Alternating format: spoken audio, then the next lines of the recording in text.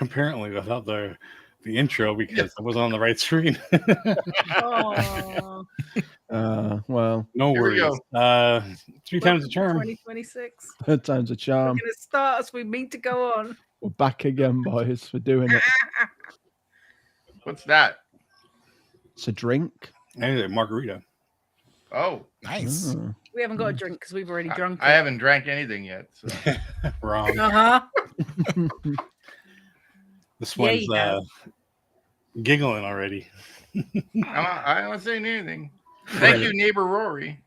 Thanks, neighbor Rory. I'm fine. I'm Steve's gonna Steve's have gonna such a fun pass rest out and of like. the night. No, he's either going to pass out or he's going to be He's very a chatty. little I like. had to hurry up and liberal. drink that because I knew we were was happening. Yeah, because What? he got to 10-2 and Rory's like, oh, do you want another one? And he's like, no, we've got to get back. I was thinking, could we like share one and squeeze in half each? And then I was like, No. actually, no, that would be a really bad idea. Because that might just tip him over the edge. Yeah, no, we're good. Yeah. Steve's like, I don't drink. I'm old fashioned because he's drinking old fashioned. Are we live? Yeah. Oh, yeah. Yeah. Jenna, he's Very bigger much than so. me, and I don't drink either. So you would think that he'd be able to handle it better than me, I right? shouldn't be moving so fast. You would think. Would think. Yeah. Leo is having connection problems now. Apparently, a firework must have. up the Oh, internet. James is in the chat. He can heckle us. How sweet. Yeah. Oh. Oh. In this form. Uh-oh, he's touched the mouse. There. I could Is do that. Is Okay, that you better? should do that. I'll do that. You shouldn't be allowed. Oh, Leo's Leo rebooting. is rebooting. rebooting. Yeah. Fireworks have just What started. did here. James put? You have to put what James put. If y'all want Not that one, this the bottom action one. Oh. in a little bit. Wait, this action? You talking about yourself? Ooh, for some hot James action, phone 1-800. I will. I will. 555 James. Yeah. All right, give me a second. I'll throw you the link here. Thunder something. Thunderclapper 1000. That's going to be his new hand. It's Thunderclapper 1000.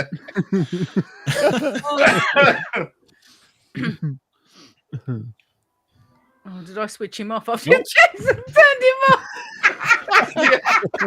My hands are free. I'm not. I- touching- It just you took can, a you bit, can do bro. the chat. I'm not touching nothing. Are you going to turn him back on or shall I? You can turn them on. Turn him back on. You're still frozen. He's sleeping now. What the heck? Can you hear us now? I can hear you. More Yay. merch. Yeah, I don't know. Your internet is just Wonky. Well, being in that bunker, you know, Terrible. all the mortar shells going off around him.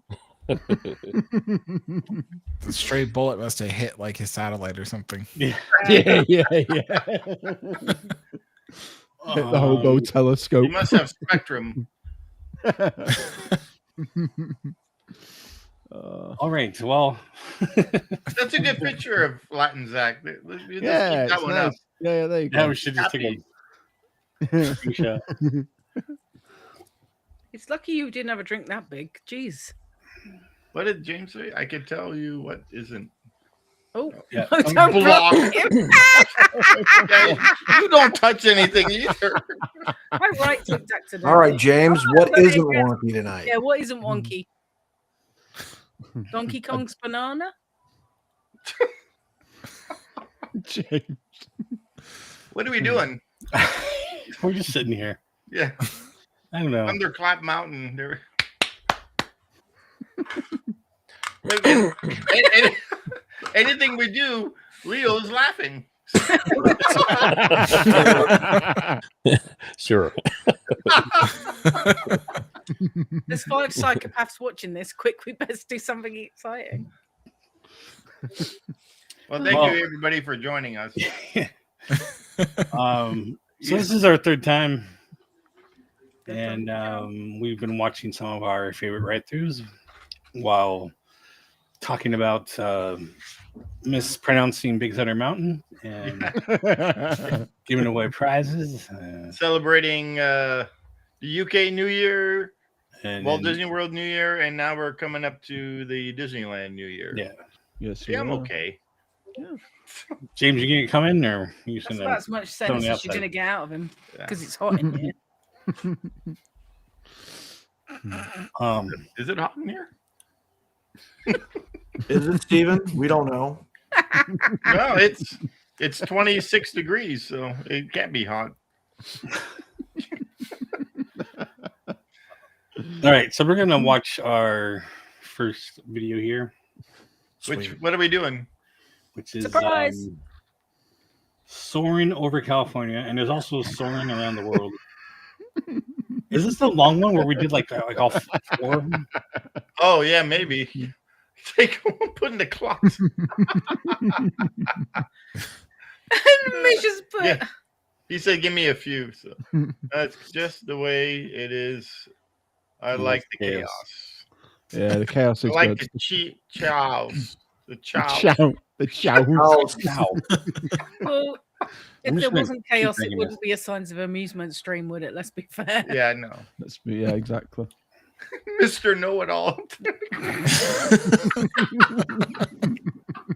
so Lou, we missed you on the other one. Sorry about that. Did you fall asleep? No, it was coming back from Yeah. Orlando. It was fireworks. It was Crazy Pets. Like, it was just a Yeah. madhouse for about Yeah, 97, 98 minutes. my dogs are just. I think they finally just tired themselves out because they were just. Oh, yeah. Yeah, Tabitha like finally Calif. passed out due to the strains of Vivaldi's Four Seasons. So, I yeah. put a blanket around the little one because he was just like shaking. Ziggy, yeah. Luckily, Kalea, nothing bothers her, so that's really good. We're super lucky. Is she gone to bed? Yeah, she went to bed. Yeah, he lost his pants.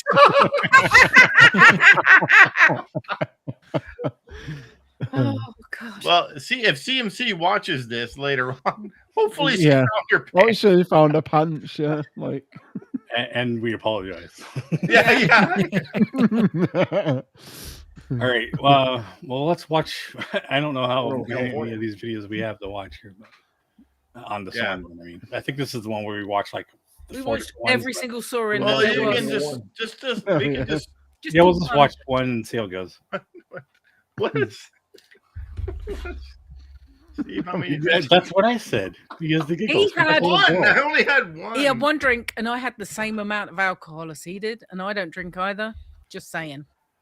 Yeah, I'm not. Never- I'm not good with- no. Except when he goes to Rory's house. Other Yeah. Rory's house. Yeah, no, yeah. he doesn't drink Not unless he like- goes to neighbor Rory. Yeah, I'm not a. I normally don't drink, so Hmm Normally. Don't know how he Yeah, no. survives because, you know. Hey, Steve, how many fingers am I holding up? one hand. Ooh.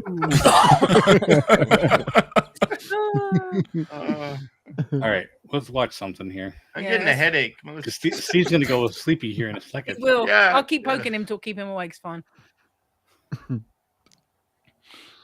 What are we doing? Soaring. I really loved Disneyland. Right before the Oh, it was. pandemic, I was there. They actually had two Look, lines. Kenny's one talking. for California, Kenny's one for talking. Let's World. go forward a little bit. It is. Sorry, Kenny. Oh, yeah.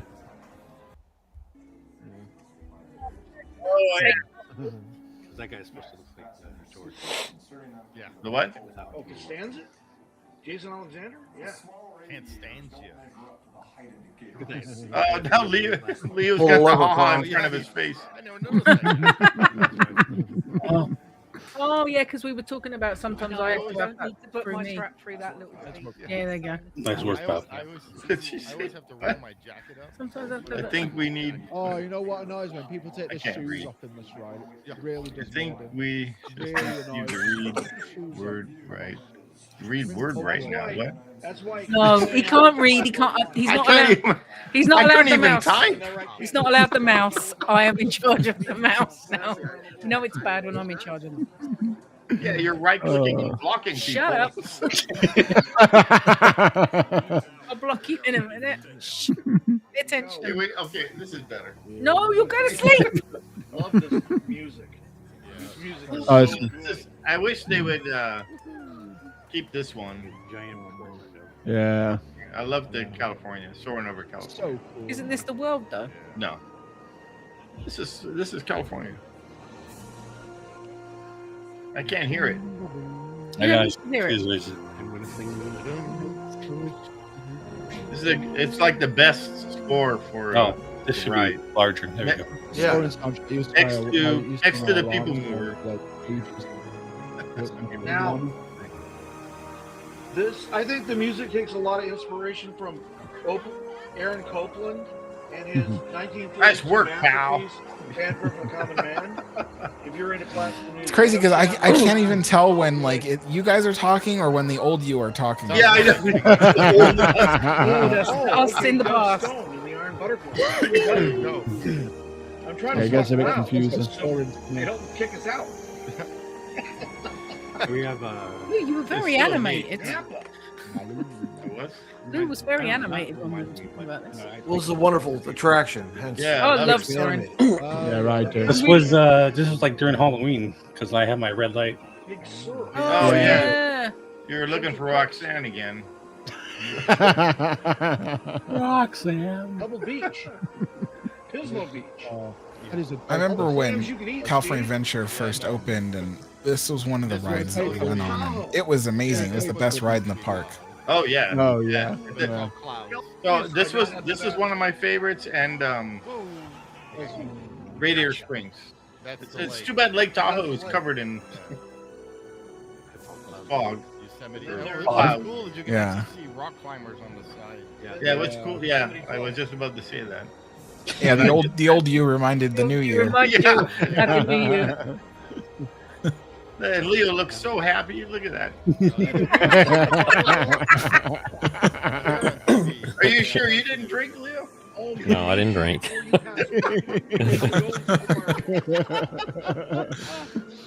No, that's what everybody should do. Here's the Mickey golf ball. Golf ball has a. It's Palm Oh, no, and you Springs. just said the golf ball has a Mickey Yeah. head on it. This is Palm Springs. Are we sure that Steve hasn't seen this before?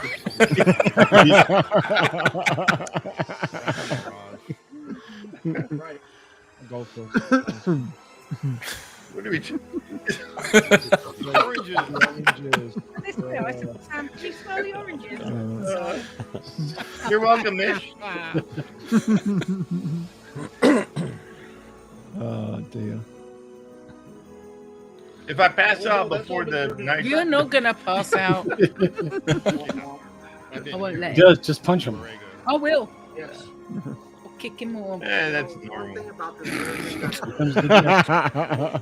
This place is actually really cool to see in real life landmark. in the Borrego area. You know, when It's really pretty out there. but they made everything. You actually do see them Oh, practicing their runs and stuff. oh nice. Look at all the smog. I know. It's San Diego. Well, yeah. Yeah. That's Theodore And Roosevelt. the Tijuana industrial area, Yeah, right down the street. Imperial Beach. Helicopter. Get to the chopper. Get to the chopper now. We watched that the other night. That's beautiful. Yes. Nice. Will you stop rubbing your face? Sorry, my eyes. I'm trying to focus. He's not allowed to go drink anymore. Well, it's because I drank it. I had to drink it. We so drank fast. it really quick. 'cause I we didn't wanted want you to back. get mad at me. I'm not showing up. Why? I'm sitting here drinking. Yeah, but So in the I California had to walk. version, do you smell We anything? couldn't get a to-go cup. Hey, we made it. That was the fastest time of the whole time. That It's would have been okay. dangerous. Yeah. Yes, you do. It's the orange groves. The that you orange smell, can. isn't it? Yeah. Okay. Mm, it smells Yeah. good. What? You get Missed that the next yellow time. orange Carry on. smell from Horizon. Mickey firework. It's more of a California version. Just concentrate on the now. Don't worry about the stuff that's gone. Oh, okay. I don't know what's going on. I can't tell if it's Zach down below or Zach on top that's talking. No, that was me at the bottom. That's me at the bottom. It's me I now. remember when Top. they, That's not you in the corner. when they brought that back. Yeah. Music is a religion. Yeah, losing my religion. Yeah. That's You fun. want to watch another one? No. No, Next ride. What's the next ride I mean, thing? they're all the same, aren't they? I mean, they're The not. rest But of you them know are what I mean. all. Yeah, this is only the end segment. It's all around the We world, aren't discovered. they? All And right. we watched every You single want to one. watch Run. Mm. Oh, did I slip down? Tomorrowland Speedway? Yes. Yes. Rocket Rods. No. Yes. Yes. He's outvoted. Yes. Or Zach's favorite. Oh, well, Alice. we need to watch all of those, and we need to slip Tron in as well. So We got a half hour. And plus we have stuff after that half hour. I think we should do Rocket Rods and Alice before. I agree. All right. Go You know, ahead. Rocket Rods wasn't that amazing of a ride, but it's fun to look back on it and see Yeah, the yeah. video of it. Well, that's why I picked it, because when we were watching it, if I remember right, Which he probably isn't, but carry on. He's forgotten what he's talking about. Forgot what I was going to say. Piece it together, Steve. Piece it together. No. Okay, yeah. It was the track. So I picked it because.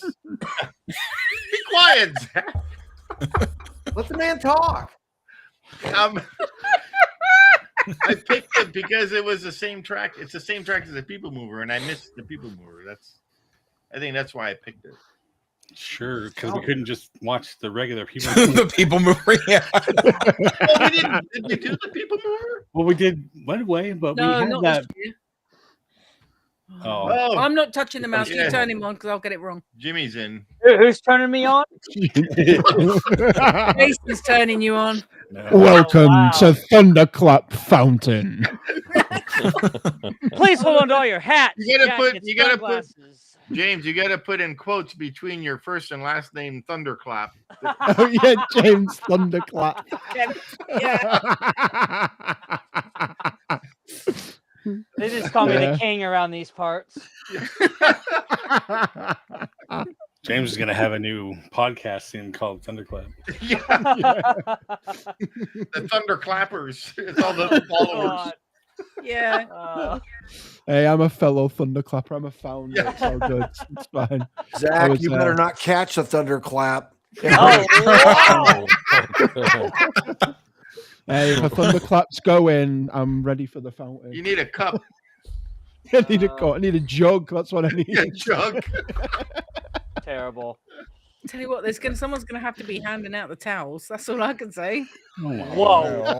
And Oh, you the old Rocket man, Rod. me! Like I've stooped low after all of that. It's hot in here. You're right. You stooped low a long time ago.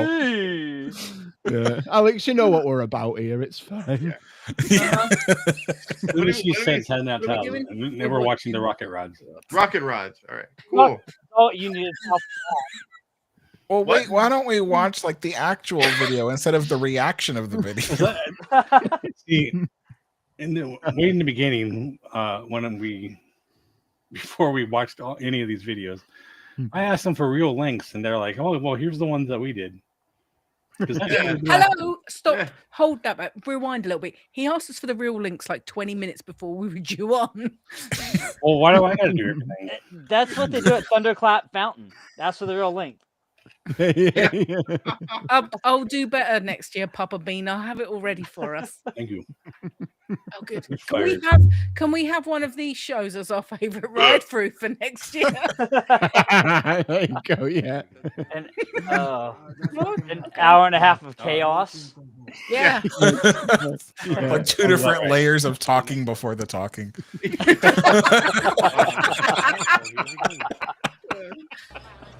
Just turn us down. We Oh, don't need to hear pseudos her. on this one. Yeah, pseudo. Are you okay, Leo? Yeah, Leo's doing fine. Look how happy he is. Oh, this was the one where Pseudo was on. That's what I was Oh, saying. yeah. He didn't hear me. I'm like, This "And is JB." sad. Yeah. Here we go.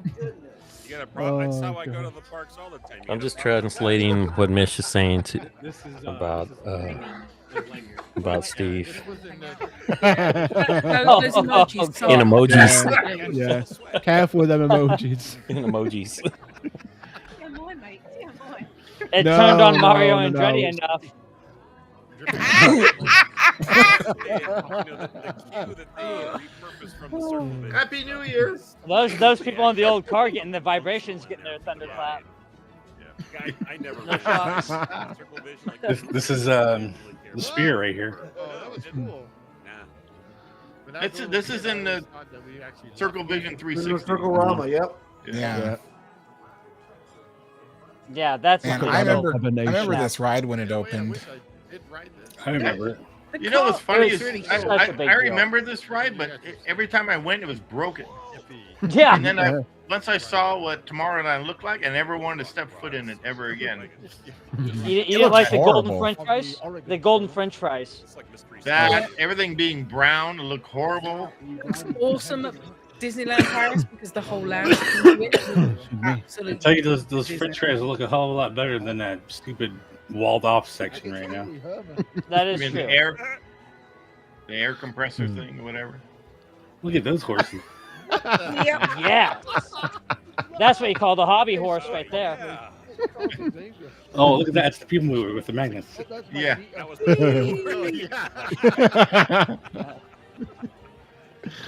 Hey, I look think they at all did those this old pre-show to tanks. show how like weird all the vehicles are. So when you get to the ride vehicle, you're like, oh, that's not so bad.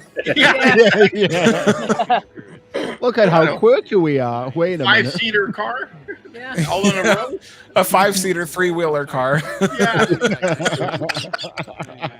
You sit on something that vibrates. Why did they? I'm going to put you on here. Why did they shut it down? I know, right? It vibrated so much it broke the track. Right. Yeah. Yeah. Oh man. Tomorrowland Rapid Transit. It wasn't really that rapid, was it? Not when it turned No, on. it No. wasn't rapid. It was only rapid when it worked. Yeah. Yeah. Sounds more like a rapid glitch. Oh yeah. Yes. Yeah, exactly. It glitched the same time you almost said that. Yeah, see, that's what I was talking about earlier. They're talking, oh yeah, we're gonna go here, we're gonna go there. Yeah, no, you stayed within the park. It's bullshit. They lied. It's just such a weird looking ride vehicle. Yeah, and that's it. Yeah. Could you imagine taking a rocket rods from Anaheim to Hollywood? No, thank you. No, what? That guy is like Nope. passed out in the front seat already. Oh, yeah. Right down on the 405. The thunder vibrations got to him. He got the concussion before he got on the slowing ride.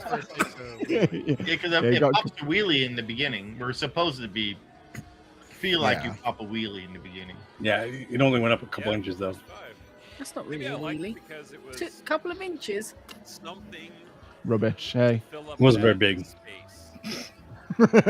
No, but Steven's right though. Well, Those hang on a colors minute. are Is absolutely this garish. like a real Wait, couple what? of inches or a man's couple of inches? Stephen was right. Those colors are absolutely garish. Yeah, it's like Yeah. I hated it. No, Wow. Handle your No, business. You could always get a shoulder massage. I heard they're great. Someone's blowing some south side. Oh my god.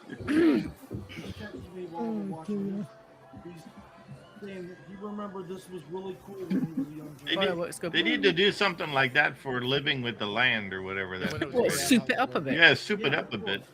Put a No, living with the speedboat in land's there. absolutely We're gonna put perfect. speedboats in the living with the land.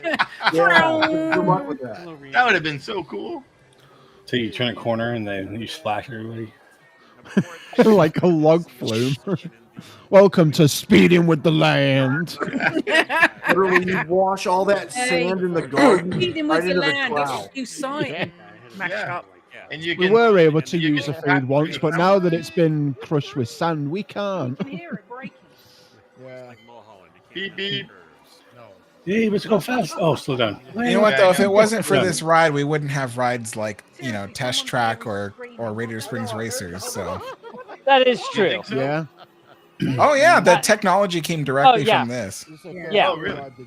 I cannot disagree with that at all because it's true.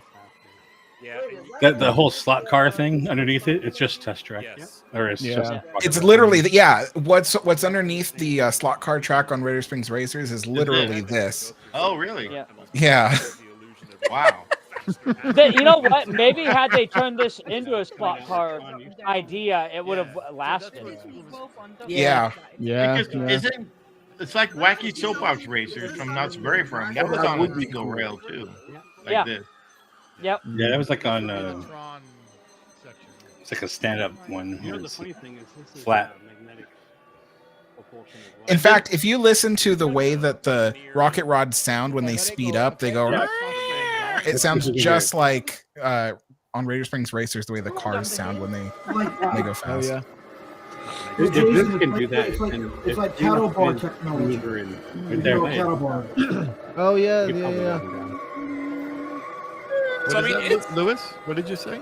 I was talking about how the acceleration system is an aircraft, like a cattle bar. Oh, okay. To launch aircraft. Yeah, to launch them. Lewis, you're talking over yourself. Yeah. I didn't say anything. Lewis was answering Steve at bottom Steve. Yeah. Oh, wow. And top Steve and bottom Lewis was answering at the same time. That's awesome. I didn't drink anything. Yeah, you did. Steve, what are we doing? The Fountain of Youth. Here's the door. I went down. Oh yeah. From the people mover. With the light. Did you hear it? Yeah. So they took this ride that was like used to be like 14 minutes down to like 3. Yeah, I know. Oh, yeah. Yeah. It was so And then much that better. up above, that's still the same ride mechanism All from right. 1956. Yeah. Oh, it is. The- Yeah. The It rocket is. jets. Yeah, the rocket jets. All right. So watch With the light. watch this one that comes right by us, and you can see it do the wheelie. Yeah, it does a wheelie. Okay. No, wait, this one. Right, yeah, coming up here. This We one. just turned a 15-minute ride. You see it go up inches. Two massive No, inches. wait. Woo! Yep. Woo! Woo! Oh, that's right. Let's Yeah. go. You got happy for a few seconds. Sometimes that's all it takes. Yeah.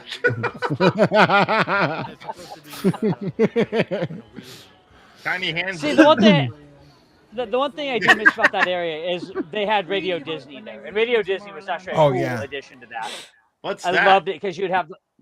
So they had a live radio station right there. So under that area, really? so that used to be the People Mover loading area, and then they had the Astro Orbiter on top of that. 'Cause like you said, it's an old ride mechanism from '56. Well, they took that old area underneath and off to the side of it and turned it into a radio station, which was Radio Disney at the time. Oh wow. I Yeah, never- Yeah, today there's a little gift shop down there at the Is bottom. that Yeah, that gift shop? Yeah, where you can Yeah. buy the stitch So stuff. the lunch pad was turned from the lunch pad into a radio station, turned into a gift shop. Yeah. That's what I'm Yeah. hearing. Okay. Yes, 100%. And it'd be Awesome. cool because at certain parts of the day, you would have like live radio shows happening right there in the park. Right. That's neat. Yeah, it was really cool. It lasted up until the mid 2000s, and then they started phasing out Radio Disney altogether. Mm, Yeah. interesting. Yeah. What's the time? I'm trying to look past the camera. 11:43. Okay. Do we have We got time for one Is more. it another one? Yeah.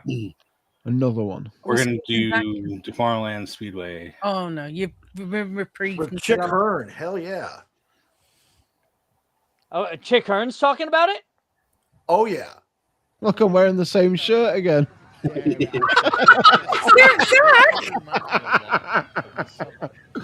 need to get more shirts, Zach. What is going on? We have 4. Maybe that's like that's They a only usually ride through run on favorite. That shirt. That's such an It must be. iconic sound. We do have. Oh, Right. it is. For sure. When we I get, love that sound. you'll have a different shirt. And when we get to Alice, you'll have your walking. I'm gonna be sad. Are they gonna be able to replicate that sound when they go all electric? No. Did you ever get to watch the Hong Kong version? He's the name at the top. It says Timber Mountain along the way. Hong Kong has They had. Electric. but they were induction, like Yeah. an actual slot car. how you ride it on top and it touches the panels. Their things sounded like a worse like Jetsons kind of sound. Yeah. Oh yeah, Yeah, it's like- they put in like a little soundtrack that was like, Yeah. It's so Like weird. electronic bubbles. Yeah. You know, I'm really surprised that the Tomorrowland Speedway has never been upgraded to be more like Autopia, because people love Autopia, but the Speedway, in comparison, is kind of boring looking. Yeah, I Yeah. mean, it's cool. I mean, not racing anybody. I love the cars, the little Corvettes. They're a lot better than our cars at Disneyland. I don't know. No, they're I not, like our 'cause Bob- spunky little Bob cars. Gurr designed ours. Yeah, I like Yeah, your he did. car. but Bob I Gurr designed like these. our track better because Yeah, go off road. it's Yeah. more like a country drive or something. It is, yeah. Except I when you really break like down. Autopia. I love Tomorrowland Speedway. It's like the second ride I go on every time after the People Mover. But I mean, Autopia is like 100% better for sure. And our old People Mover at Disneyland, I would say if it was still around, it'd be arguably better than the one at Walt Disney World. 100%, 100%. There's just a lot more like, you know, just just like weaving around the place. Yeah. Hey, how'd that go? The little hand.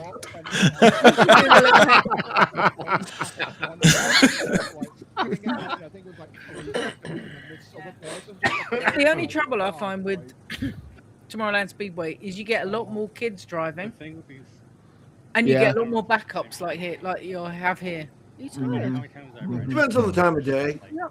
Yeah, I suppose at night it's better. It's better, right? That's better, Jason. Better.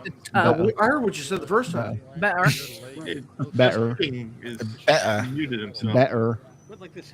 Just remember, at Disneyland, it's going all electric this year. It is. It is. When's it? Oh, I wonder Is it? I wonder how they're gonna pay Yeah. for the electricity. Yes. Yeah, Honda. Did they actually announce it? They Yeah, they announced announced it. it a couple of years ago. Honda are redoing it. They're still sponsoring it, but they're making it all electric. Are they gonna get like a Well, I California remember- discount rate? New cars as well. I think new chassis. Well, I remember them saying something about it going electric, but I don't think they said like when it was going to happen. Yeah, 26. Yeah. Yeah, 2026. It's They can't do it's it. out on social Yeah. media. That's good. I'm not sure when 26. I assume back end, or because you've not announced it at the beginning of the year, like end of I already, 25. I guarantee you, in the first, well, few years, Words. huh? He's struggling. Try and concentrate. It's In not the going to work. Oh, In the first Steve. few years, it's gonna break down 100 million times because Yeah. in California, they're gonna have all these brownouts, and you know they can't charge the cars, and Or lithium explosions. yeah, there you go. Well, I the way I think they should do it, I don't know how they're going to do it, but I think the track should have like certain points of like Well, just do it like Hong Kong. with extra induction. yeah, with induction or like extra, charging or whatever. Well, I it'll don't have know. to be, or it'll have to be solar for charging Solar. Yeah. because of all the sunshine you get down there. Except for when it's chucking and then down you the step rain. on the track and. You do that again, Steven. Wear some metal shoes and walk on the track. Wearing metal shoes. You have to have both of them. That's why everyone, it's now going to be guaranteed that you have to wear Crocs so you don't get. Oh no! It'd be better if you could race one another and bump into people. That would be fun. Oh yeah. Run them yeah. off the track. It'll be like the bumper cars. Well, that's how they were at Yeah. the beginning of Disneyland, weren't they? And they stopped because people kept pushing people off. Yeah. Being a bumper car. People would even wedge their cars across the roadway, this and then is they would get so- stuck. Yeah.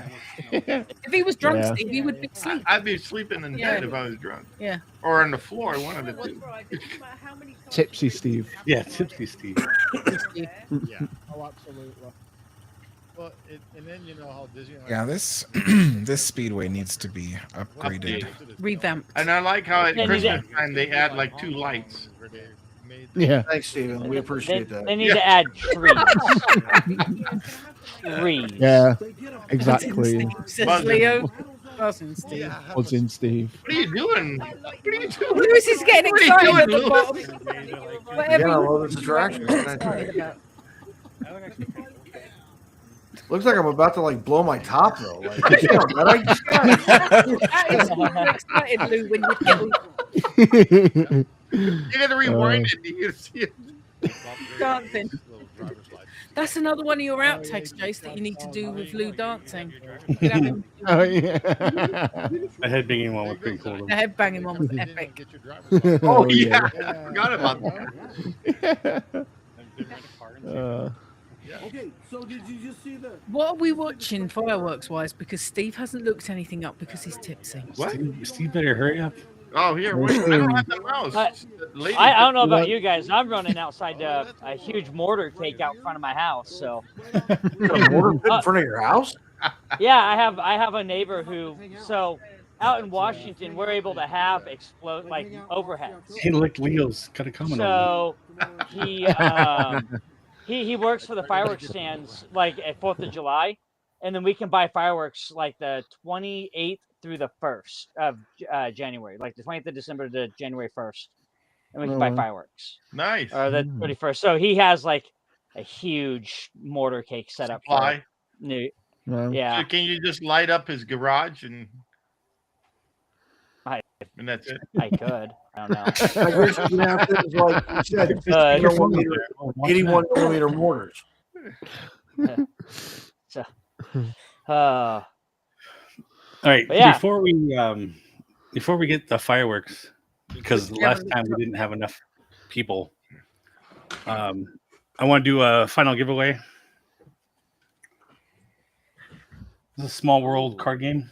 Awesome. Where's Josh at when we need him? Wait,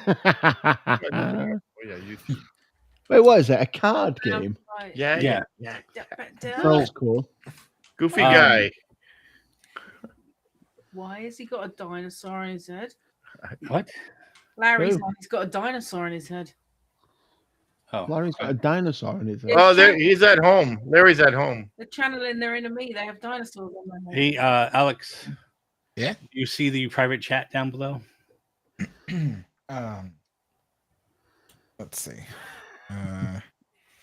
This Lower left corner. Loading in. Yeah. What about it? You're gonna search. You type in a number between 1 and 100. Where are the lives at? Oh, yo. Right. Okay. Oh, thing here up it there. is. It No, says, I was on the side I'm before. pointing at I the know. screen. I know. Oh wait, I'm looking at the wrong chat. Oh, the one that says this. Okay. A number between 1 and what? 1 and 100. Don't say it out okay. loud. How about that one? He's watching Phantasmic. Oh, He's got 7 minutes. I can't think of a number. Hey, we can watch MXC. I'll just put that. There we go. Okay. Wow. Cool. That's a good Anyone number. in the Alex. chats? Good number. Is We're going to wait until after the fireworks to announce. So, anyone in the chat, get your numbers in now between 1 and 100. Manny's picking the same He's number. watching Phantasmic. He's over here. And after the fireworks, we'll announce the winner. he's talking on it. I'm going to disappear for a few Mish. minutes. I will be back. Okay.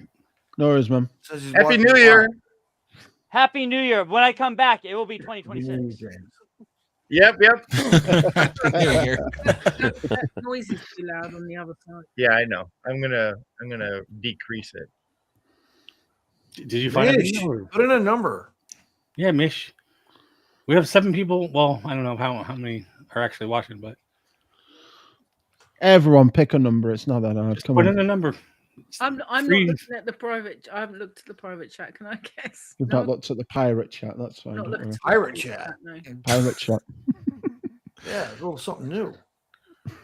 I swear, I need a pirate. Why have they got buckets on the Reds? What's that? Because it's like happy bucket party time. Did I share the screen, or is this you? Oh, you're sharing the screen. I am. Well, someone's sharing the same screen. Oh yeah, I am. It will be Batman next year. You are very right. Yeah. Get step away from that mouse. I didn't even remember clicking sharing screen. Did I? Oh my God, I'm in for such a fun night. Yeah. Good night.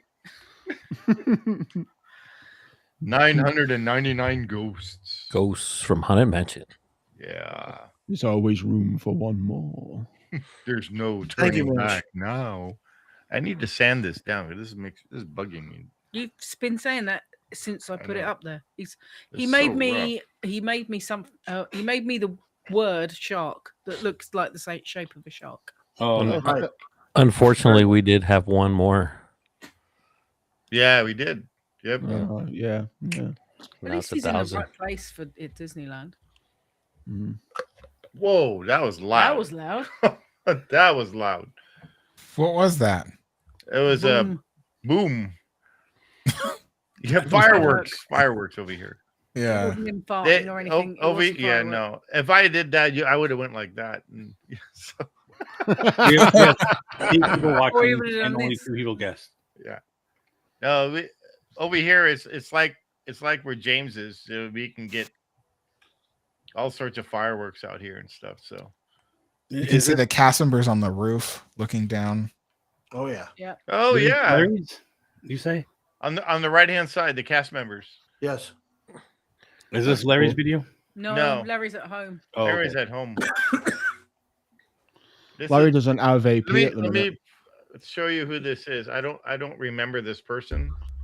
So, question, Jason. Aaron J. Aaron J. Thank you, Aaron J. for Yeah, I don't know providing that guy my either. video tonight. You're using the Disney streams again? Are you asking me? I'm not. Oh, yes. yeah. Yes. Here, hang on. Hang on to what? Stream. Yeah, relax. Your hats and glasses. Ooh, you're touching my hand. Woo. File. Goofy Oh. guy. Oh, Larry's part of it now? That's cool. Nice. Hey, who's this guy? No. I don't know. Some weirdo. I don't know. Yeah. Who's this guy? Has he- Zippity doo Doug. Disney World. Oh, Disney World. Where's Disney? Here's Disneyland. This guy. Oh, is he the guy that's watching Fantasmic? No. Yeah, he's watching. That's that Kodiak Bear guy. Coda. What's this guy doing? Oh, he's over there. He's At at DCA. he's at DCA, not Disneyland. Come on, bro. I What are know. you doing? He's got Snoopy. Oh, here we go. This guy's on Main Street. That's where you just watching, wasn't it? Is no, it? what- I think it is. Yes.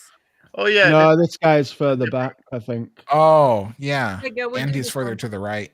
Yeah. Do you want to watch this one? Or you want to watch the other one?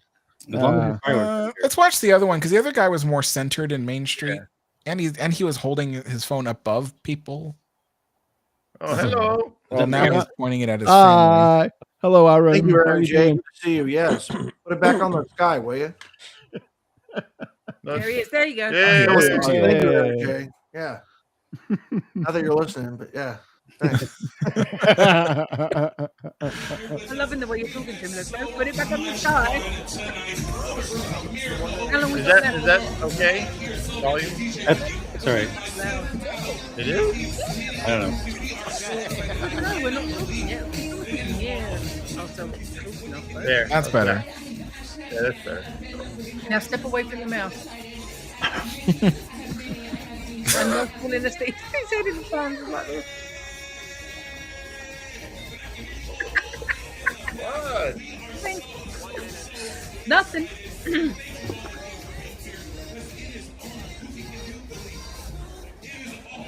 What's going on? Are they having a countdown? They usually do. Sounds like it. Is he petting her hat? What are we doing? He's Yeah. freaking out. He's like, oh, hat. Weirdo. To say the least. Put your hands together. Put your hats together. Lewis is putting his hands together. Look, he's little I can't can't hear it. I need to put it a little louder. Should be a couple seconds. In just a few moments, we will begin a brand new year together. Woo! Please join in as we count down together. I've only done New Year at a different part.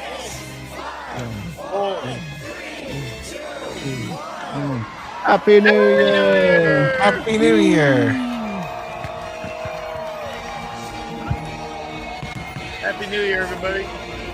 Happy New Year, Steve. Happy New Yeah, Year. good night. Happy New Year. Steve's gonna fall asleep right after this. Happy New Year, everybody in the chat. Happy New Year, everyone. Happy New third Year to the time West this Coast. evening. Yeah. For the third time. Happy New Year, Mickey Mouse.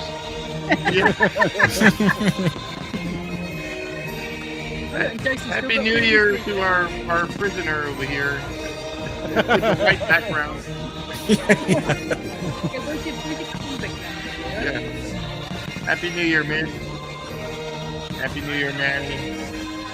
Happy New Year, Mish. Happy New Year, Manny. Happy New Year, everyone else in the chat. Happy New Year. Oh, Happy New Year, gentlemen and Chad. And Shaz. What? Manny. Oh, Yeah, because I'm special. yeah. I guess you are.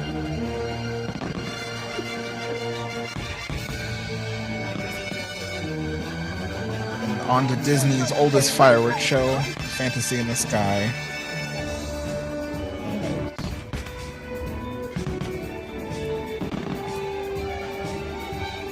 Look, miles and miles.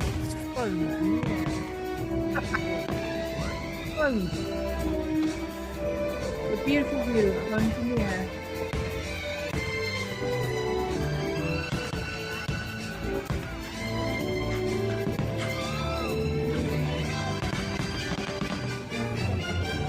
You squinting at your phone. It's blurry.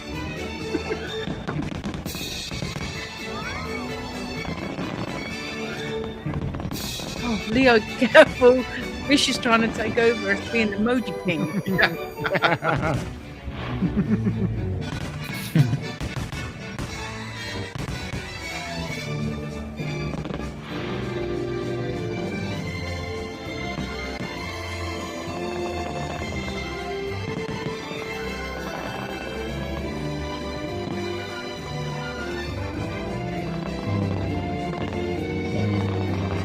I really hope The atmosphere on the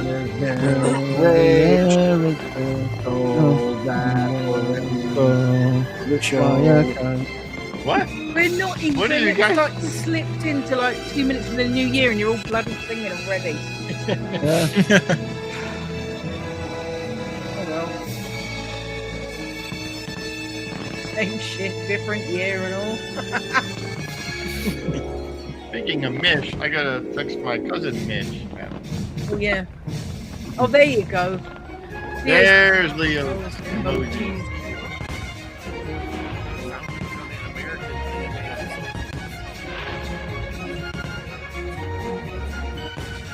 It's certainly longer than Epcot, so that's good. Yeah. Your Epcot's were only a minute, wasn't it? Yeah.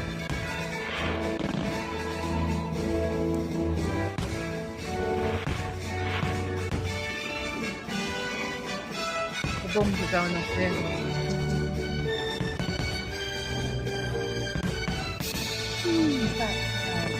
Yep. Now, are they actually placing projections on the Sleeping Beauties right now? Doesn't look like it. Looks like it's just colors. Yeah. Yeah, because it's usually up both sides of Main Street, isn't it? They're protecting. Yeah. Yeah.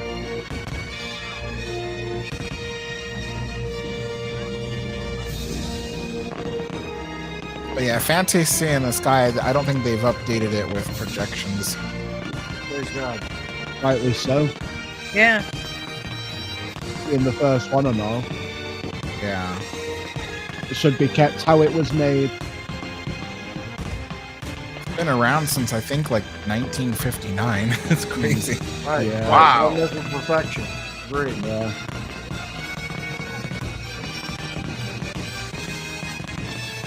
I'm hungry. I know you've not eaten for a year. It's crazy. Yeah, it's been a whole year since You I have nutter butters on the desk. Have you not eaten all of them yet? I think you need to go to In-N-Out. We're gonna drive over to Alex and go get In-N-Out. Yeah, take me with you. I haven't had In-N-Out in forever. Yeah. Don't worry, we'll have it.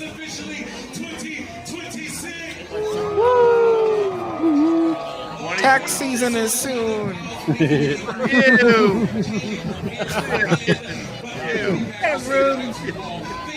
All right, get out. Yeah. Get that park was is 5 minute closed. one. Yeah, good luck getting out.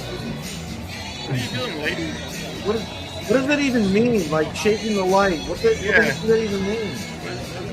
You want me to go what, left? Go that way. That was You like wanna go right? having Where it you trying want to me guide go? you backwards. Oh, she's pointing them. Got it. Okay. She's pointing them to. She's not doing a good job. Like, you've got to be like, come on. This way. Come on now. This has been a year on screen. Yeah. Yeah, it has. Happy New Year! Happy New Year! A Merry New Year! Hey. I only apologize for today, not the whole year.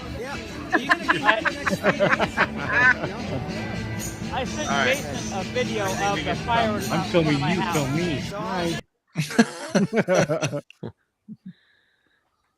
me. I don't need to see that. Now we got to do the Alani Hotel New Year's. No, I'm kidding. I'm kidding. Hey, what is that? That's a small Oh, is that the giveaway? Oh, world puzzle, the giveaway. Oh, cool. It's a card game. Did anybody guess any numbers? Yeah. Yes. Oh, who won? You weren't paying attention. We don't No, know I yet. was looking up fireworks. We have 7 people watching. Only 2 people guess. Oh, Yeah, I can see, I guess? No. Yeah, I see 2. I saw 2. I scrolled and saw 2. There's 2. Happy New Year, my friends, everybody. I don't know if you heard me, but I sent Jason a video of the fireworks. I didn't. If you see me, I only saw. This is what I was talking about. I didn't see a link. Oh, I just sent you. It's probably still loading. Probably still loading. Oh, okay. I sent it from my phone straight to Instagram. Yeah, I don't. It didn't come through yet. So. Yeah, probably not. No, it was loud. My neighbor is a madman. He's a madman.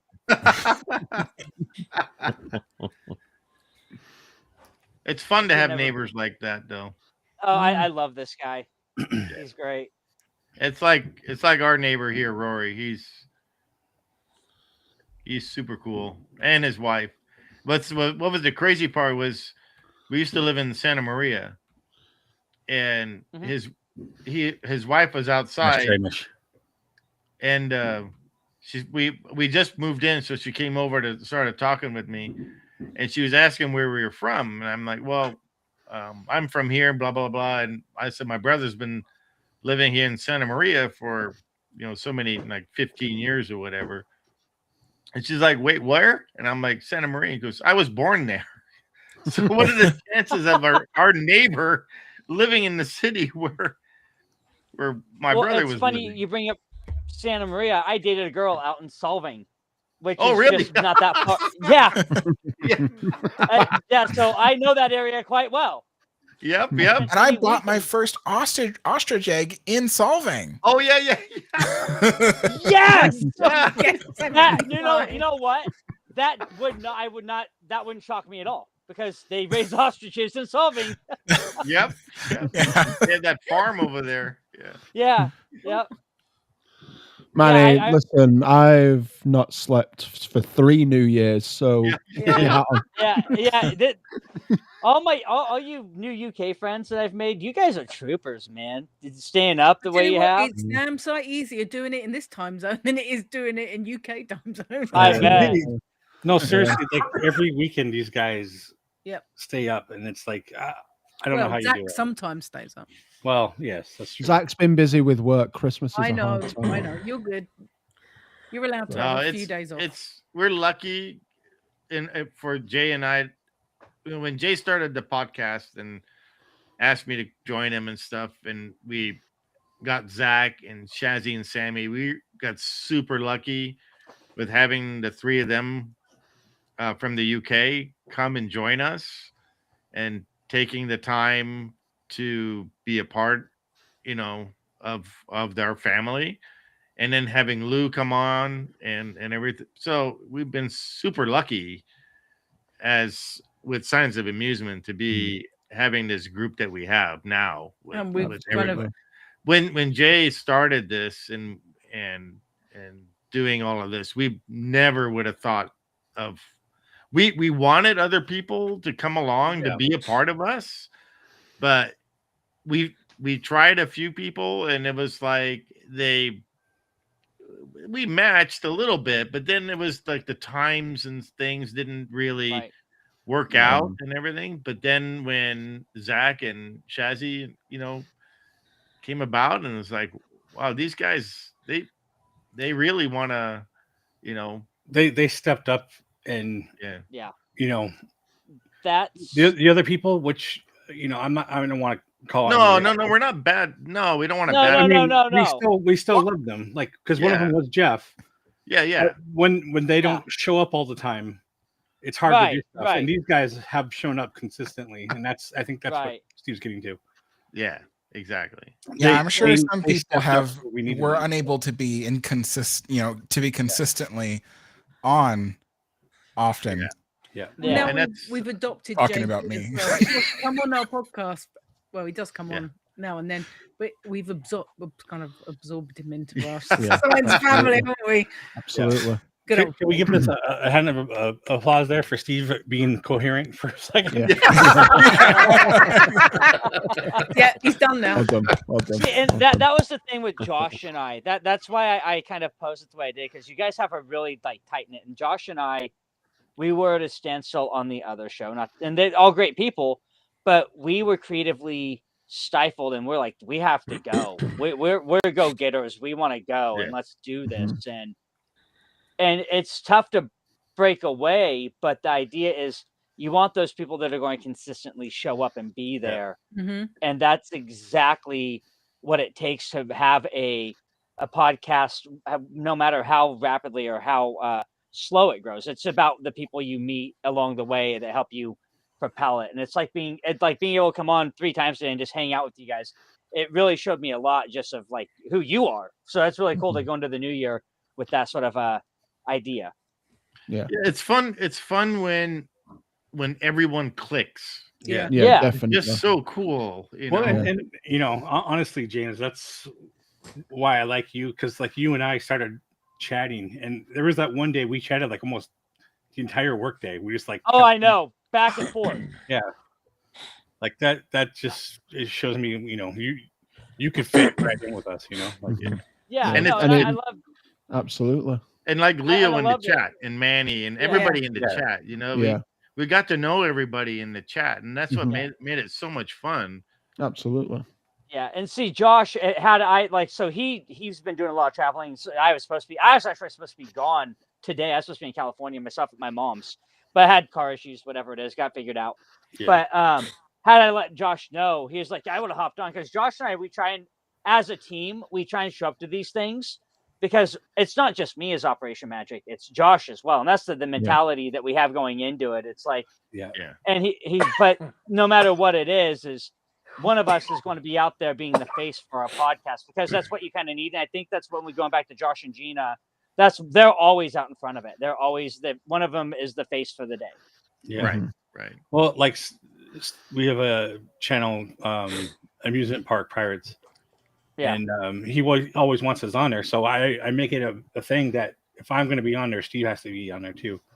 Like, I don't want it just to be about me. So that's exactly it. And that's why, like, when you hear me talk and I make jokes, I make a lot of references to Josh and I and our show, because it's like, oh, you're not here, you're still effing here. Because this is our show. This is our team. And that's like why I always make the jokes about Josh, or you'll know if I'm posting on our Instagram. Because I'll make all these references toward Josh if you see our reels.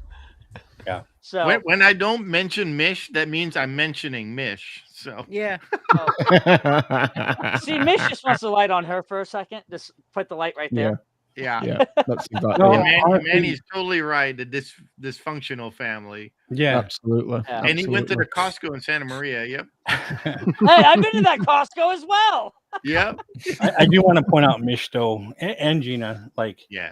them two, even Josh, like Gina's Josh. Gina's Josh. Yeah, rather. yeah, the Jeff. Josh Jeppy. Well, I mean, and you Yeah. guys too. I mean, you guys shout us out a lot. I know. Mish always comments and like Mhm. help Well, me out he's on here. wise. Yeah. Right? Yeah. Just like Yeah.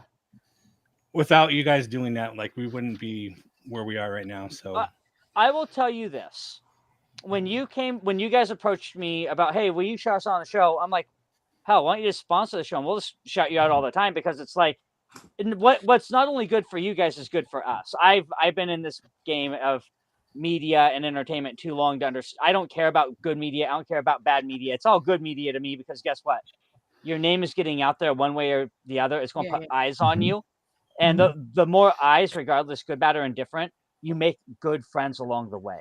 You make good people that prop you up, and you prop them up in such a way that is beneficial all the way around. And that's the way I look at anybody I talk to, from that peer view or that lens, because you need that.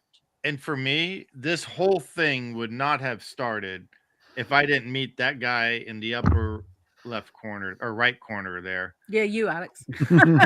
Alex is like, who, me? If I Right. didn't Not see, Zach.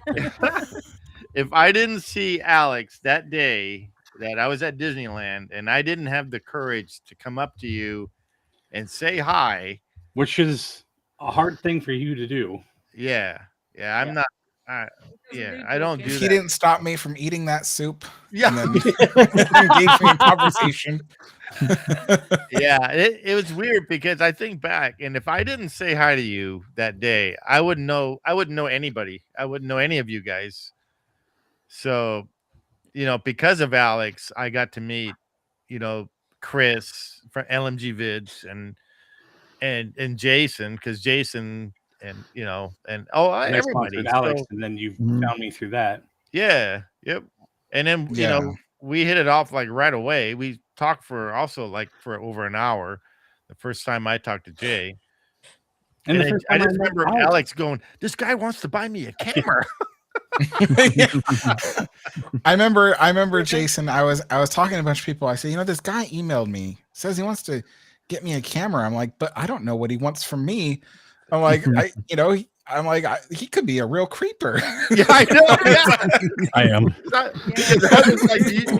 I was telling you, Alex, do you want me to come with you to the coffee shop where when you meet Jason and stuff? We didn't. Yeah. And we ended up talking for 3 hours we sat there, I think? Yeah, we ended up talking for 3 hours. It was crazy. It was almost immediately I knew. I'm like, this guy's gonna be my friend. I can already tell. I could tell with everybody. And it's crazy, because if you had asked me, I started my channel in 2016, and almost immediately I started meeting people, and becoming friends. And it was weird. If you had asked me before 2016 if I'd ever have this big group of people, I must know 100 people now, but if I'd ever imagined that I'd have this big group of people, we'd all have the same interests and stuff, I'd be like, oh, that's impossible. My interests are so niche and so out there, But I ended up meeting a bunch of people from all kinds of, I got people from Disneyland, people from Walt Disney World, people from, trains and Queen Mary, and it's crazy. I've just created this huge group of people, and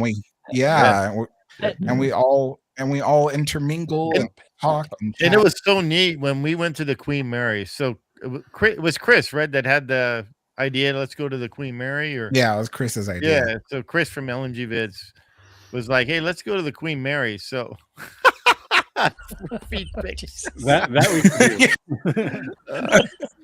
So that's when Alex and I, we all went. The three of us went. We had such a great time, and I haven't been to the Queen Mary since I was a little kid.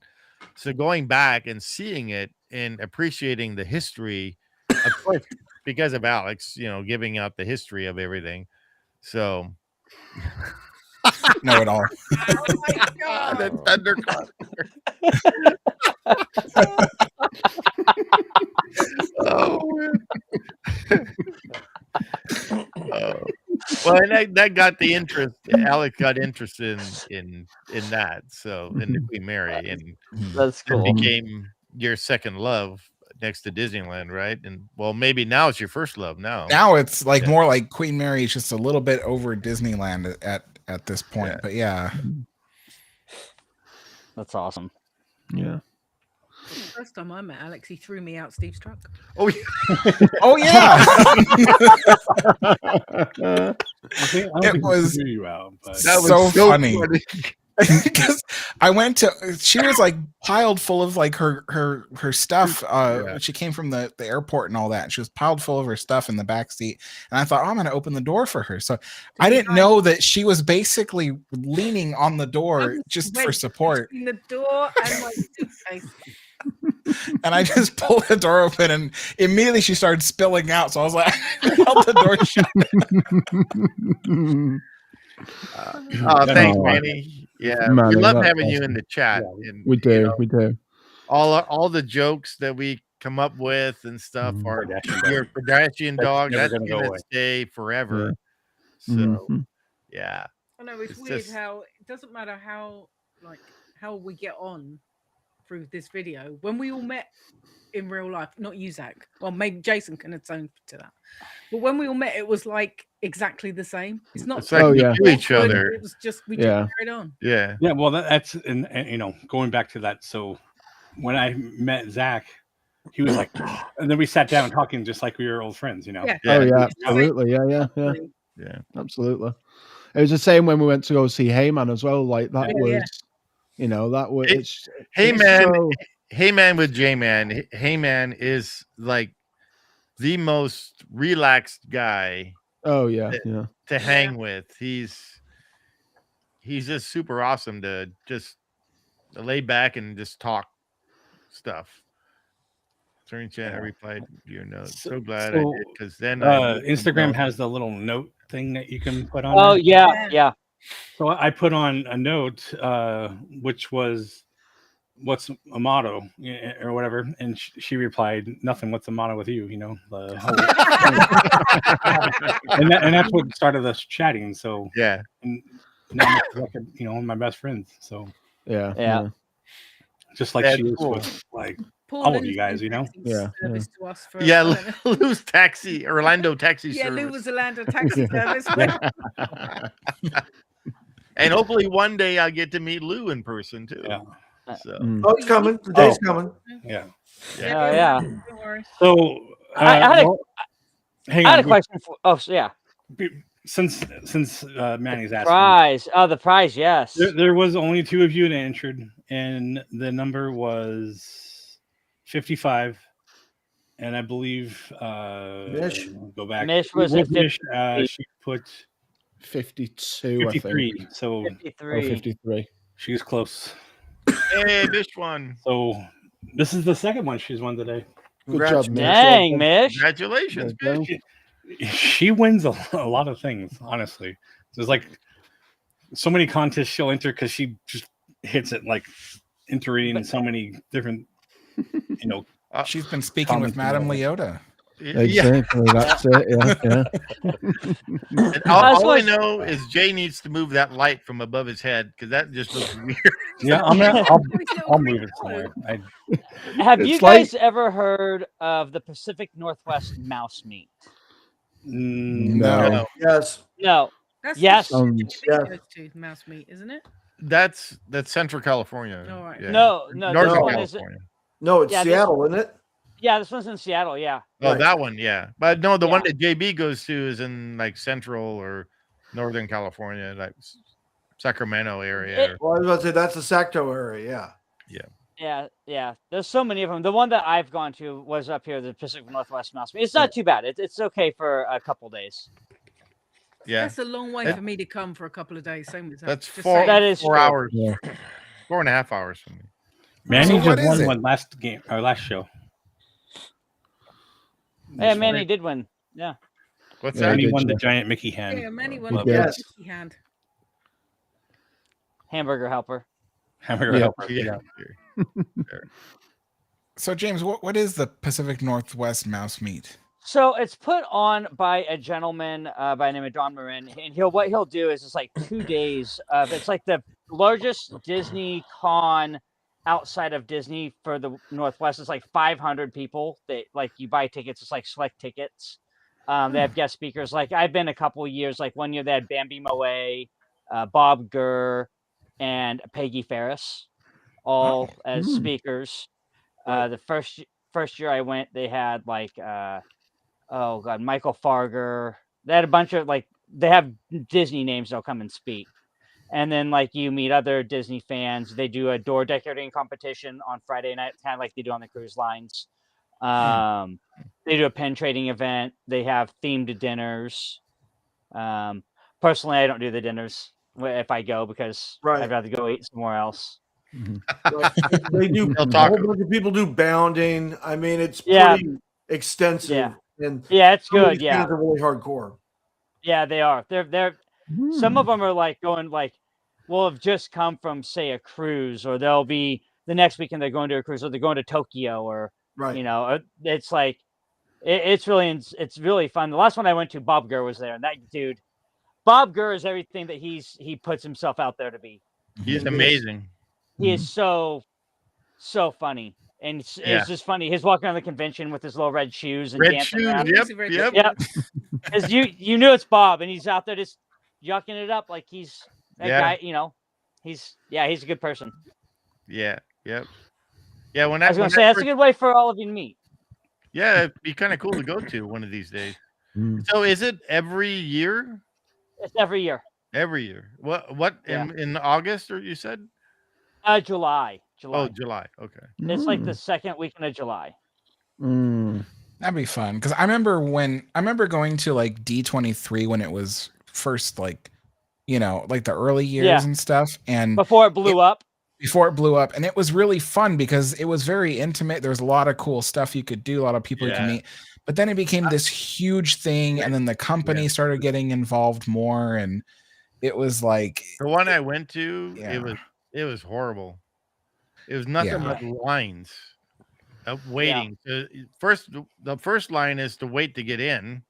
Yeah. And then the second line is if you want to see anybody or listen to any panel, you gotta wait. You gotta wait, and it's like so. I'm just walking around, and they get too big, and they want to try to encompass as many people as possible. But, Well, yeah, it's like Comic-Con now, where it's just cows, absolute cows. Yeah. I remember the first time I heard about Comic-Con, I was stationed at Camp Pendleton down there in San Diego. Yeah, San Diego. And this was back in 2004, 2005. I was between deployments, and it wasn't very big yet. And like you could get tickets for like $10 to go. Wow, that's and then, San Diego. You have to get a ballot to get tickets now. Yeah, and now it's like I looked, and it's like you have to go online. You have to, do a. And they sell out almost like instantly. You have to get a ballot to get the tickets, and then It's like buying like concert tickets, and it's just mad. It's mental. But the one they do in Orlando at the Orange County Convention Center near Kenny is great. It's as big as like San Diego, but it's not as hyped up. Yeah, that's why I like Tiki Cons. Tiki Cons, everybody just goes to drink and have a good time. And if you we went to Jay and I went to one that was a lot of fun. We met Tiki Tony over there. Tiki Tony. Yeah, he's super cool. Yeah. I forgot what it's called. It was in Orange, I think, wasn't it? Oh, is it that's the big one, right? That they have at the Hukilau or whatever. Yeah, and Spike will play sometimes. Hula Girls. The Hula, the Hukilau. Yeah, that was a lot of fun. I want to get out to that. Yeah, I want to get out to that one. That one's like being a tiki enthusiast. I love it, and I can thank Walt Disney for my love of tiki. So there's that. Mm-hmm. We had Tiki Tony on the show once. We interviewed him. That was a lot of fun. I okay, Leo? Oh, I'm fine. Okay. Still smiling. Yep. We should put like a little banner at the bottom that says "In memory of." I'm still alive. In memoriam. I hear you. No, y'all are talking about D23, and I'm like, nah, I'd rather go to the Star Wars celebration. Yeah. You know what's funny is when D23 is going on at Anaheim Convention Center, that's the time to go to Disneyland because it is empty. Oh yeah. No, that's fallacy. I can tell you for a fact that's fallacy. I did that. So in 2022, I took my family. So we saved the money, got a huge suite at the Disneyland Hotel, did the whole thing, right? Got Oogie Boogie tickets. Happened to be the year that they brought back 23. And it was D23 week. Worst mistake ever. We show up to the park. It was like late August. Is the hottest day that they've had in 10 years. It's like 109 outside. Park even downtown Disney is just a madhouse swamp. Then our first day in the park, you get in there and it's like, oh, I can barely move. I'm walking. Really? through. That's weird. It was such, oh my goodness. And then picked the Oogie wrong Boogie. day. Oh, Oogie Boogie was even worse because it was still everybody there from D23. It was miserable. Wow. Mm. We went there in the morning and afternoon. Oh, I can see was that. with Alex, I think. And it was empty. Oh, It was like on a Monday or something. Wasn't it, Alex? I think I was with you. I don't remember. Yeah. I can see that, but come like afternoon, like mid-afternoon. Yeah. When it's kicking out time of the convention. Afternoon, that's when I used to come after work. I would just go there and hang out. Mhm. And before the whole reservation thing and stuff. Yeah. I miss those days. Yeah. Mm-hmm. Yep. I miss those days so much. I miss having my annual pass and going whenever I wanted. Now it's the whole reservation system, so you can't technically go whenever you want. And I would just I'd be sitting at home and, huh? You almost missed going with Chris when Chris was trying to get your reservation and oh yeah, in May. Well, yeah, and then that day, I was supposed to spend the whole day at Disneyland that day. Yeah. And then it turned out that I had this surprise meeting I had to attend. I could not miss it. And I was like, dang it, it's my only day to be able to go to Disneyland, and so I had to go to that meeting.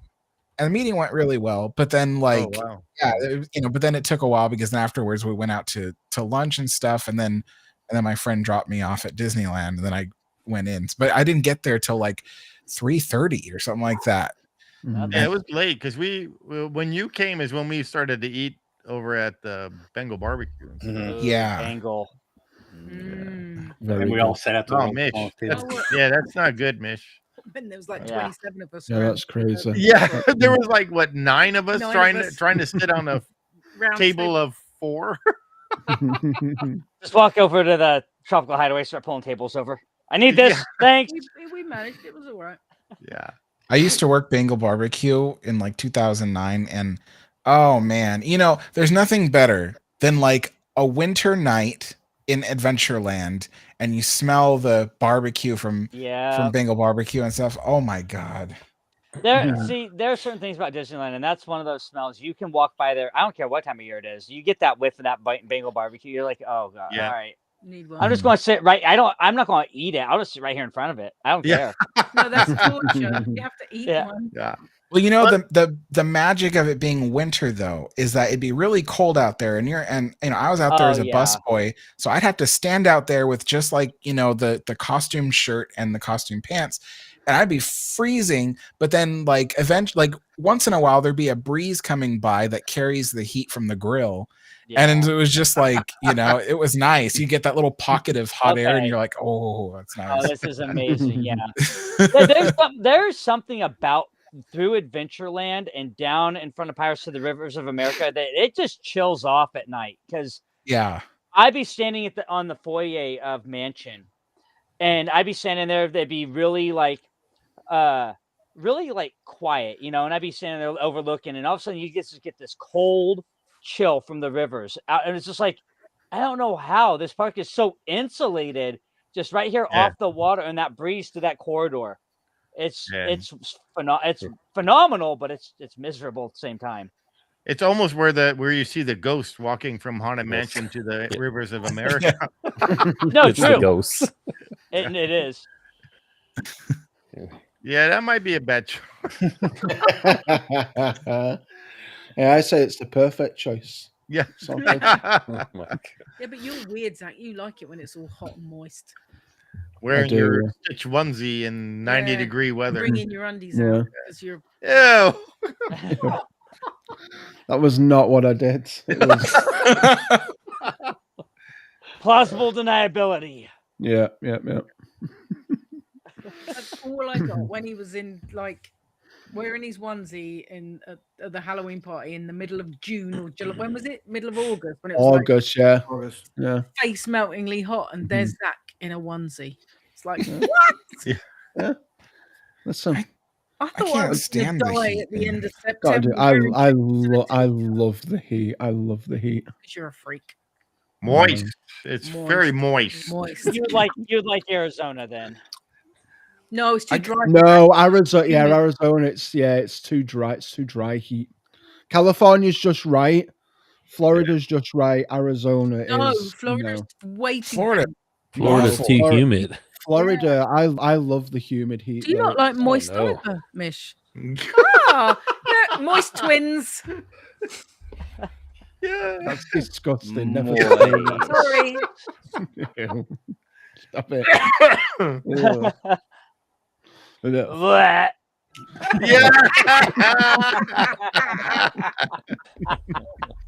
it up. Oh God. Hi. All right, bye guys. Yeah. Oh man. All right. What are we doing? What are we doing? Alison Wonderland. Do you want to do another ride through, right? You want to do one more? Pick one. Well, we got to do Alice for Zach, surely. If not, it'd have to be Tron. Let's do Tron. All right. Oh, Zach, you've been saved. Lucky. Now, are we doing the standard Tron? Or are we doing the? No. We're doing the Aries overlay. Are we doing the Aries overlay? Yeah. Aren't we doing the Tron Super Speed Tunnel on People Mover? Isn't that what I thought we were doing electronica. Yeah. Oh man. Yeah.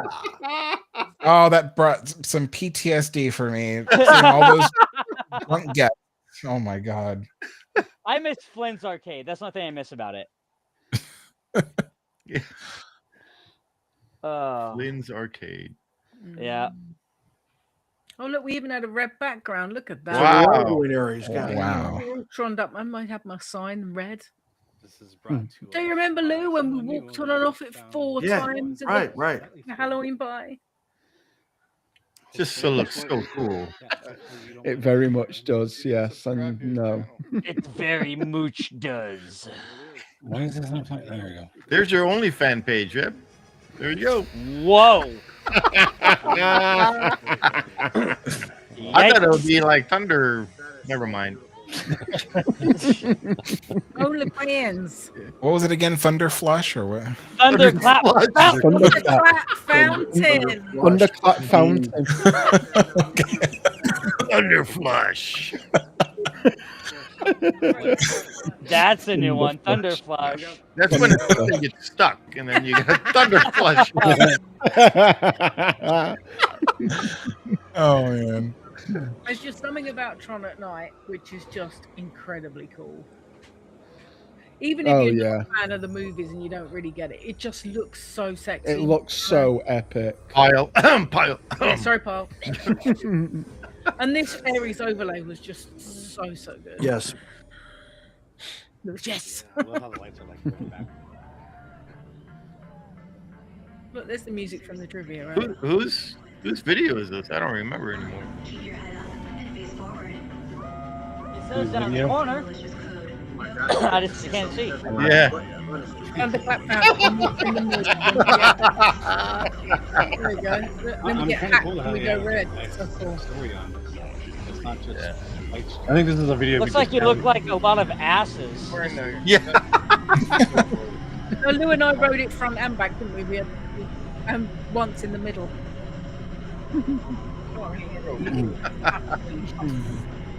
Manny, no more hot salsa. Yeah. Oh, Manny. Oh, no more. Oh yeah. No more You know- Thai food. I still think that Disneyland's Tomorrowland would have looked good with like a Tron like retheme. Yep. Thing. They should make He's it been saying that for as they long should as make I've it known him. retro, like Tomorrowland, This like week, I have a video from 4 years ago. About that. yeah. Where Jay did all Tomorrowland and I added They my slowed this down. second story. Well, you know, I think that The video's like- if Tron Ares had been super successful, I think that Disney would have gone through with their old, you know, Tron retheme plan for Tomorrowland because they designed it. It's like sitting there on, you know, on their creative table, but they just aren't doing it because they're waiting for like, you know, a Tron. During this time, They did that with Lightyear too. Yeah. I thought we were gonna Every movie that has to do with some sort of future space theming, I think they're looking to see how it fits to Tomorrowland to make it the future of Tomorrowland. Even the movie Tomorrowland, they were hoping that they could like retheme Disneyland's Tomorrowland to look like the one in the movie. Yeah. That's what my video actually was. By day, it would be the Tomorrowland movie, and by night, it would turn to like Tron. Maybe you should link that video in somewhere in the chat or something. Yeah, I'll do it. I like to watch it again because it was so fun. actually, Yeah. riding it up front. You actually get to I thought it was a good idea, honestly. Yeah. kind of ride in the middle. I'm like, And I was like, why isn't there like a second story? You know, when you're walking around on top, Right? looking down. Yeah. It'd be so cool. Well, take that idea and look at Shaboom. Look what Shaboom does for Cars Land. This is like that instant transformation. Like Cars Land is normal Cars Land, but the moment you get there and you know Shaboom is going to happen, 5 o'clock or whatever. You're going to create a whole other spectacle in that land. Yeah, I actually did mention that. Like you would have like these spires that would light up and stuff. You'd have like a show like that, you know? Yeah. I just love any car. Didn't hear you. Manny, we all say that. Disneyland, My oh, mic is all jacked up. Yeah. So, Yeah. the speed of this, what would you compare it to? Yeah, I know. 60 mile an hour when it breaks off. Oh wow. But when you it is probably the coolest roller, other than Guardians of the Galaxy Cosmic Rewind. This is my favorite coaster. No, I don't like roller coasters. This is my favorite. It looks like you don't like It's Does it not feel that like Big Thunder or Space Mountain? Yeah, it does. It's really smooth. I mean, you can ride the whole thing without holding on. I'm riding it 5 times in a row Oh, yeah. for Halloween party. Yeah, so Jazz and I proved that again. Resort TV one video. that sounds Yeah, we were treacherous. pulling weird faces in our Sounds what? pictures, weren't we? Treacherous, riding it 5 times in a row. Oh, It wasn't that bad. There was more time. I would have got off and got back on it again. I would literally have Probably. ridden it all night. Good. See, now we need to think of a Tron Light Cycle Run challenge like Chris Provost did with the Matterhorn Macaroon Challenge. Gotta figure something out. Oh no. It would still be cool if they did something with Autopia to do the Tron. Yep. I think Disneyland's Tomorrowland is a great experimental point. I think, especially because this is my thought, because I see like Tokyo and I see Shanghai, I see Florida, and I heard a concept idea the other day that Disney's just waiting now for all this technology that they've given the developers in the foreign parks to be released and able to use here. And little by little, it's starting to happen. And if you think about it, that fits the idea of New Tomorrowland. Yeah. Yeah. Mm-hmm. Because I've been saying that once once Disneyland Forward gets built, then Yeah. they'll start on Tomorrowland. Yeah, that's the only way, because Yeah. here's the other thought. They have to figure out something structurally that's going to be appealing to when they have to tear down the Matterhorn. Yeah. Because that's eventually coming, as sad as that all is. It's going to, because structurally it's falling apart. You can't you have to tear it down to rebuild it. Alex knows all about that in his video. Yeah. God. Oh But, man. but I think they're, with the Disneyland Forward idea, they're waiting to do that so they can push, the eye line. Do you think if and when they have to tear down the Matterhorn, they'll rebuild it? That's tough. I think so. I think they will, but I don't think it'll be like the original, because No. they can't. No. You know, it would need to be like basically like a modern day roller coaster, complete with the wide track and the staircase walkways on either side and everything. Like, yeah, ADA it would not. regulations. Yeah. It and everything would have handrails around it. I mean, it's just like it probably wouldn't do two sides either. No, you can No. only get away with doing one track inside it if they have to go. Yeah. for the whole Well, because like thing. the way they built Space Mountain is inside the mountain, but I mean, you can maybe I would build the thing first and then build a mountain around it.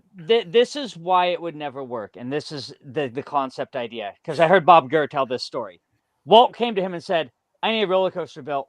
I need it done this weekend." And he said he spent the whole weekend with an old compass and and just doing this all weekend. And he said there are certain things that Walt wanted, and by today's standards, like we just hit on, it'd have to be rebuilt completely different, and you won't have. That concept will be completely just flawed.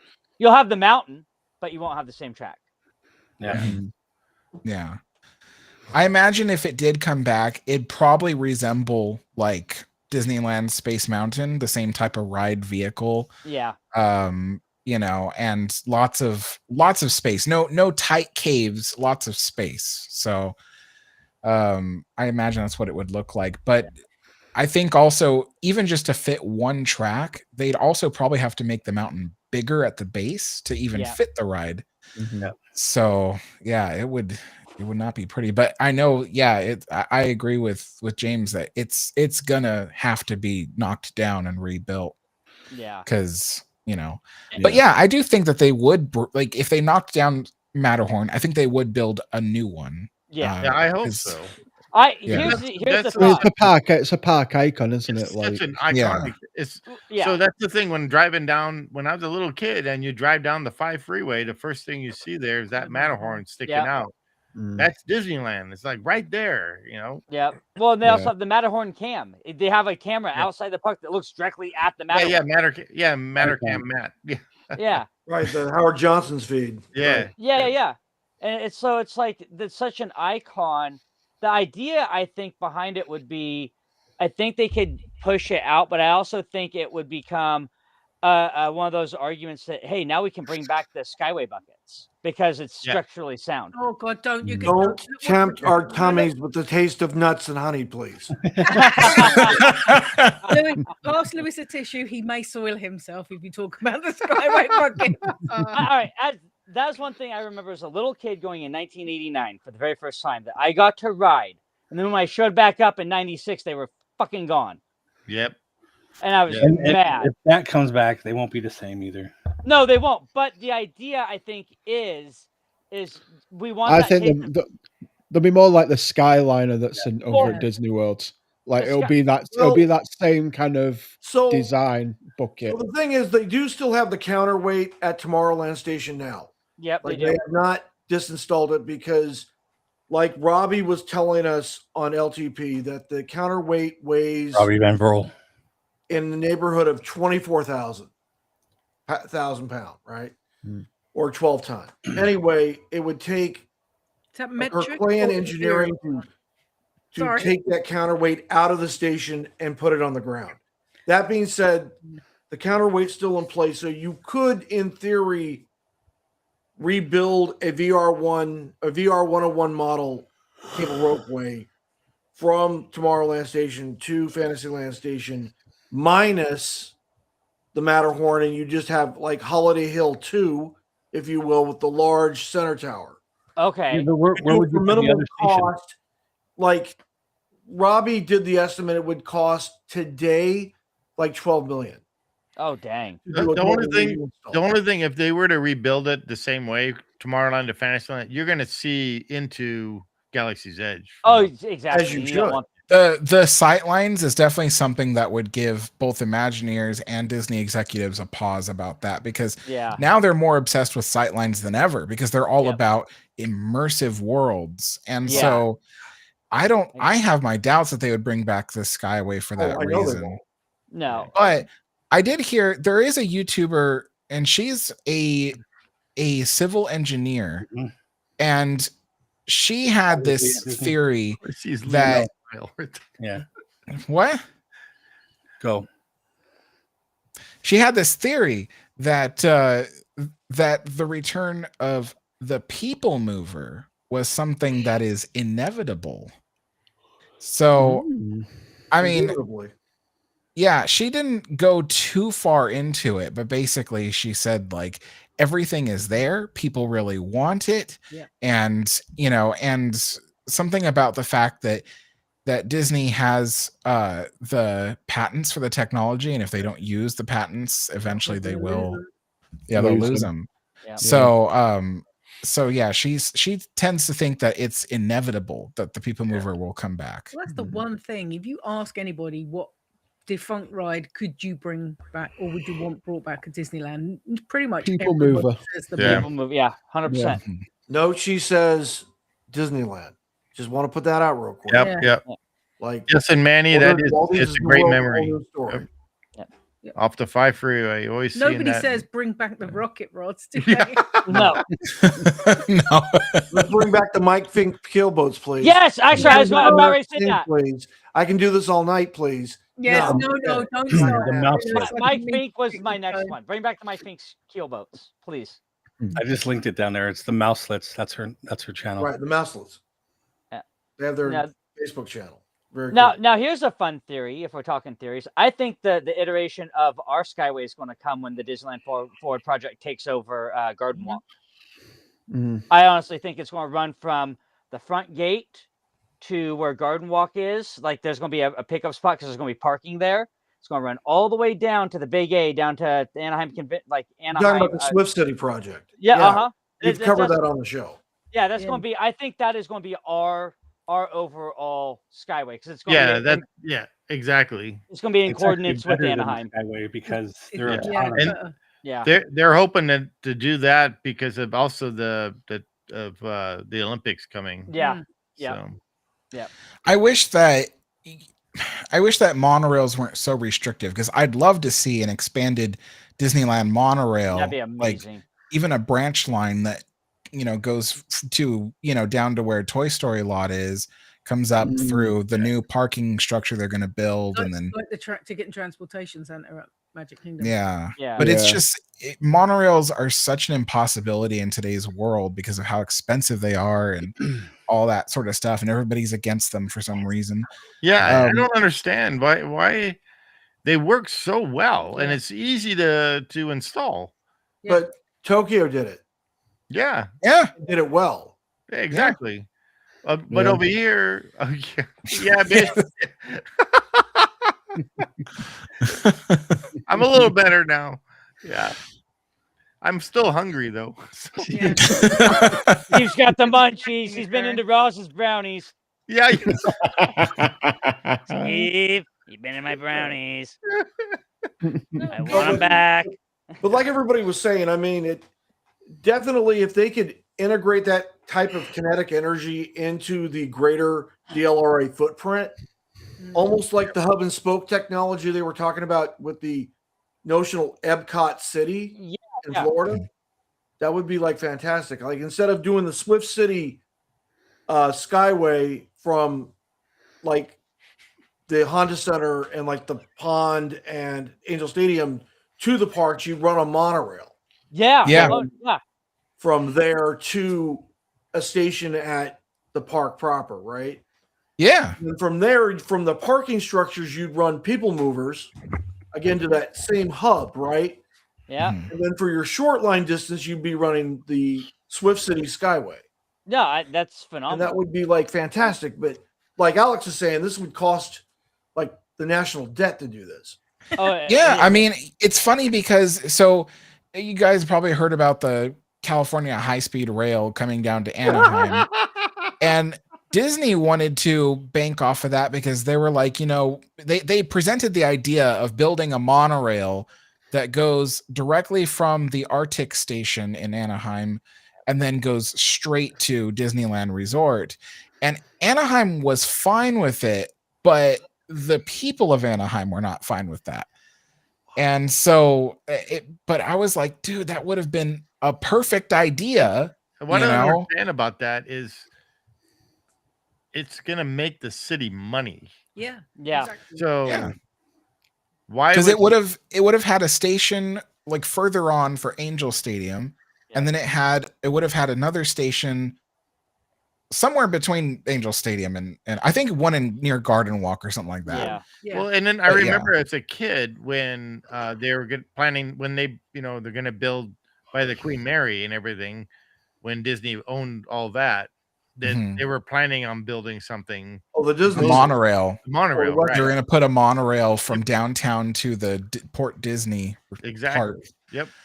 And then even as far back as Walt Disney, he was trying to get the city of LA to install a monorail. Yep. And then in addition, he wanted the permission to build a monorail down the 5 freeway to take people from LA to Disneyland. Exactly. Yep. Yeah, because there's an actual video or Walt Disney movie or whatever you want to call it, short about that whole thing. Mish, we have our NIMBYs here too. Yeah.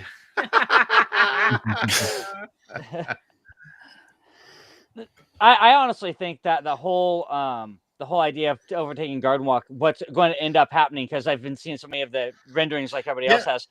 I think that's going to end up being our Disney Springs, and downtown Disney is going to actually become a part of the actual park of Disneyland proper. You think so? Oh, I don't. Eventually. Yeah. You mean like eventually like they would kind of level the current downtown Disney and it'd be expansion pad for Disneyland? No, they would keep it. They'd keep it as like shops, kind of like a more shop, like, but they'd add attractions. Like they'd have another hotel, like how they have the Grand Cali right there. Put another hotel there. Have another luxury. Put an attraction there. You know what I mean? They've showed pictures of this in renderings early on, and now with this idea of the expansion of Disney's going to probably immerse Garden Walk. You've opened up a whole nother level of ideas now. Potential. You don't have there's so much more potential because now you don't have to worry about downtown Disney's just our mini version of Disney Springs. But it's so weird because they had a chance to buy Garden Walk a long time ago and they bypassed it. They bypassed a lot of buying a lot of things, and I think they were waiting for the potential growth to be foreseen. And then they could buy this, because look at the hotels right there along Catella. Yeah. Look at what they've grown to. There was never a Westin there 15 years ago. No. Then that Westin's a high end. Yeah. If you look at when Disney puts hotels on potential buying properties, they want high end. Look at the Swan and Dolphin. They want these higher end names because it ups their value. You don't want a discounted Best Western on your property.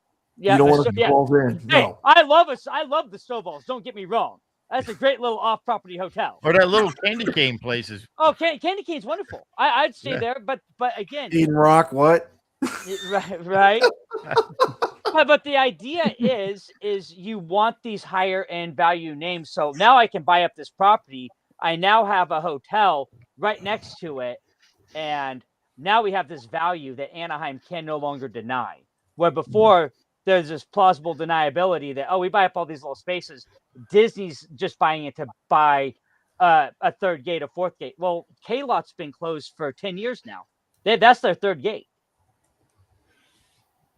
Which lot is that? What did you say? The Catella lot. So that's Toy Story and Friends? Toy Story. Oh, that one. Yeah. That was an old cast member parking lot. I used to park my car there and catch the shuttle to the parks. That's the old strawberry fields. Yep. So that is now potentially used for a third gate. That's bigger than DCA. So, yeah, so I that remember that, Manny. Wait, so K-Lot's been closed for 10 years? Yeah.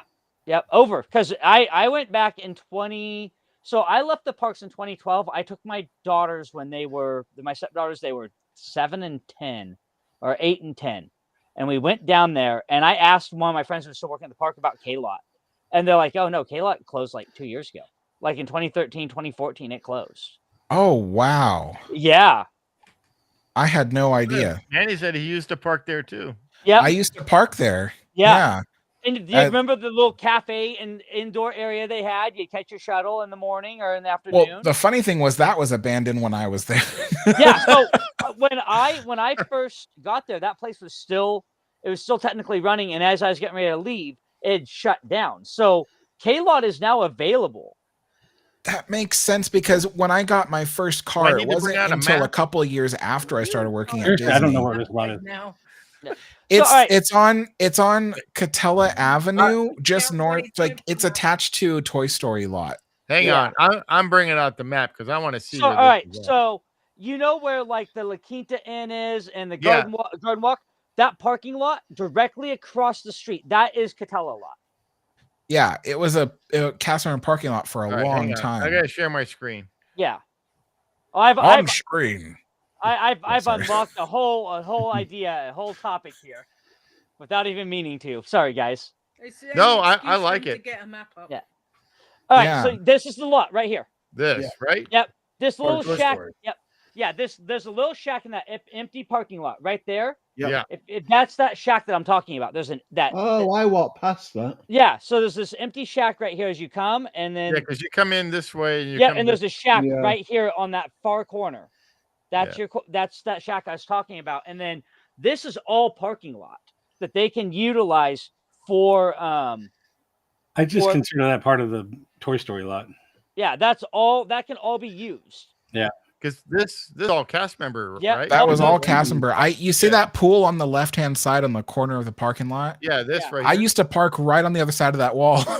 Yeah, that was my favorite parking spot because it was one of the last spots to be taken. Mm-hmm. Yeah, I talked about this before too. So you could fit in backstage area. You can even fit a hotel, and you would still have just as much space as DCA. Yep. Yeah. Yep. Yeah, we did a whole show, didn't we? Yeah, this is all usable lot, all of it.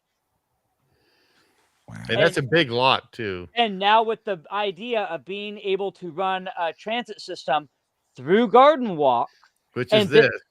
You go down here. These are all secondary hotels that Disney has started to buy up. You think about the Carousel Inn used to be there. That's now a parking lot, a cast parking lot, which that's that right there. That parking lot up over here. The Carousel used to love be how right you point at the screen just like Shazza does. Yeah. I can't help it, guys. No, I do it all the time. I get told. You know what's funny was that whole area where the Garden Walk and the Anaheim Fire Department are sitting, that was all owned by Disney at one point. It was. And in fact, everything even to the right of Clemens Street or Clementine Street, all that was owned by Disney as well. And what Disney was doing was they were selling off plots of land to hotels and stuff like that because they wanted to make that money back. They were really, bringing up the property value of everything. So they were selling off these lots. And then next thing you know, there were all these hotels within a short period of time that were like, hey, we want to purchase this particular plot of land.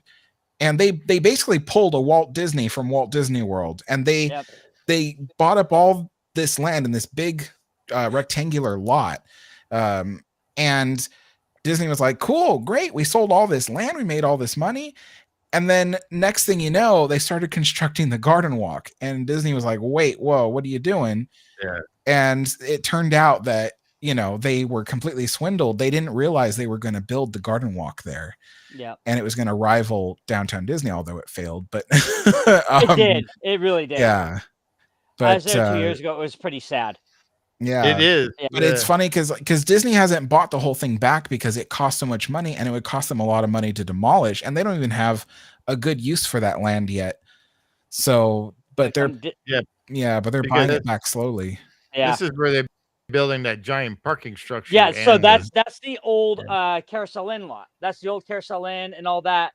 Because Carousel Inn was one of my favorite hotels to stay at. It had that big round circular glass. yeah, that's this. Yeah, in that here. strip. Yeah, that all right there. Yeah. And so I used to stay there quite often, actually.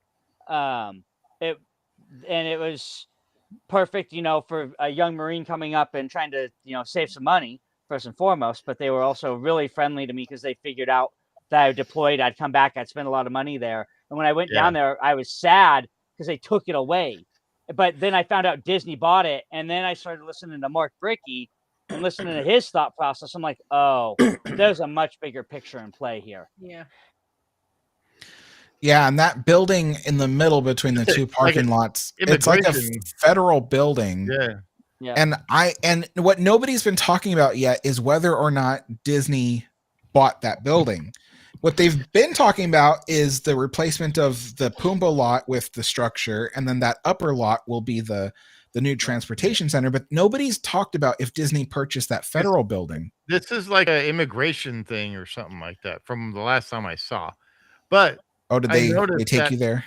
Yeah. You look like you belong over here. But I noticed that they took off the labeling of this. So they probably bought it and they haven't mentioned it. Because Disney is also known, as we know, with the Florida project, of buying things and not saying that they have bought it.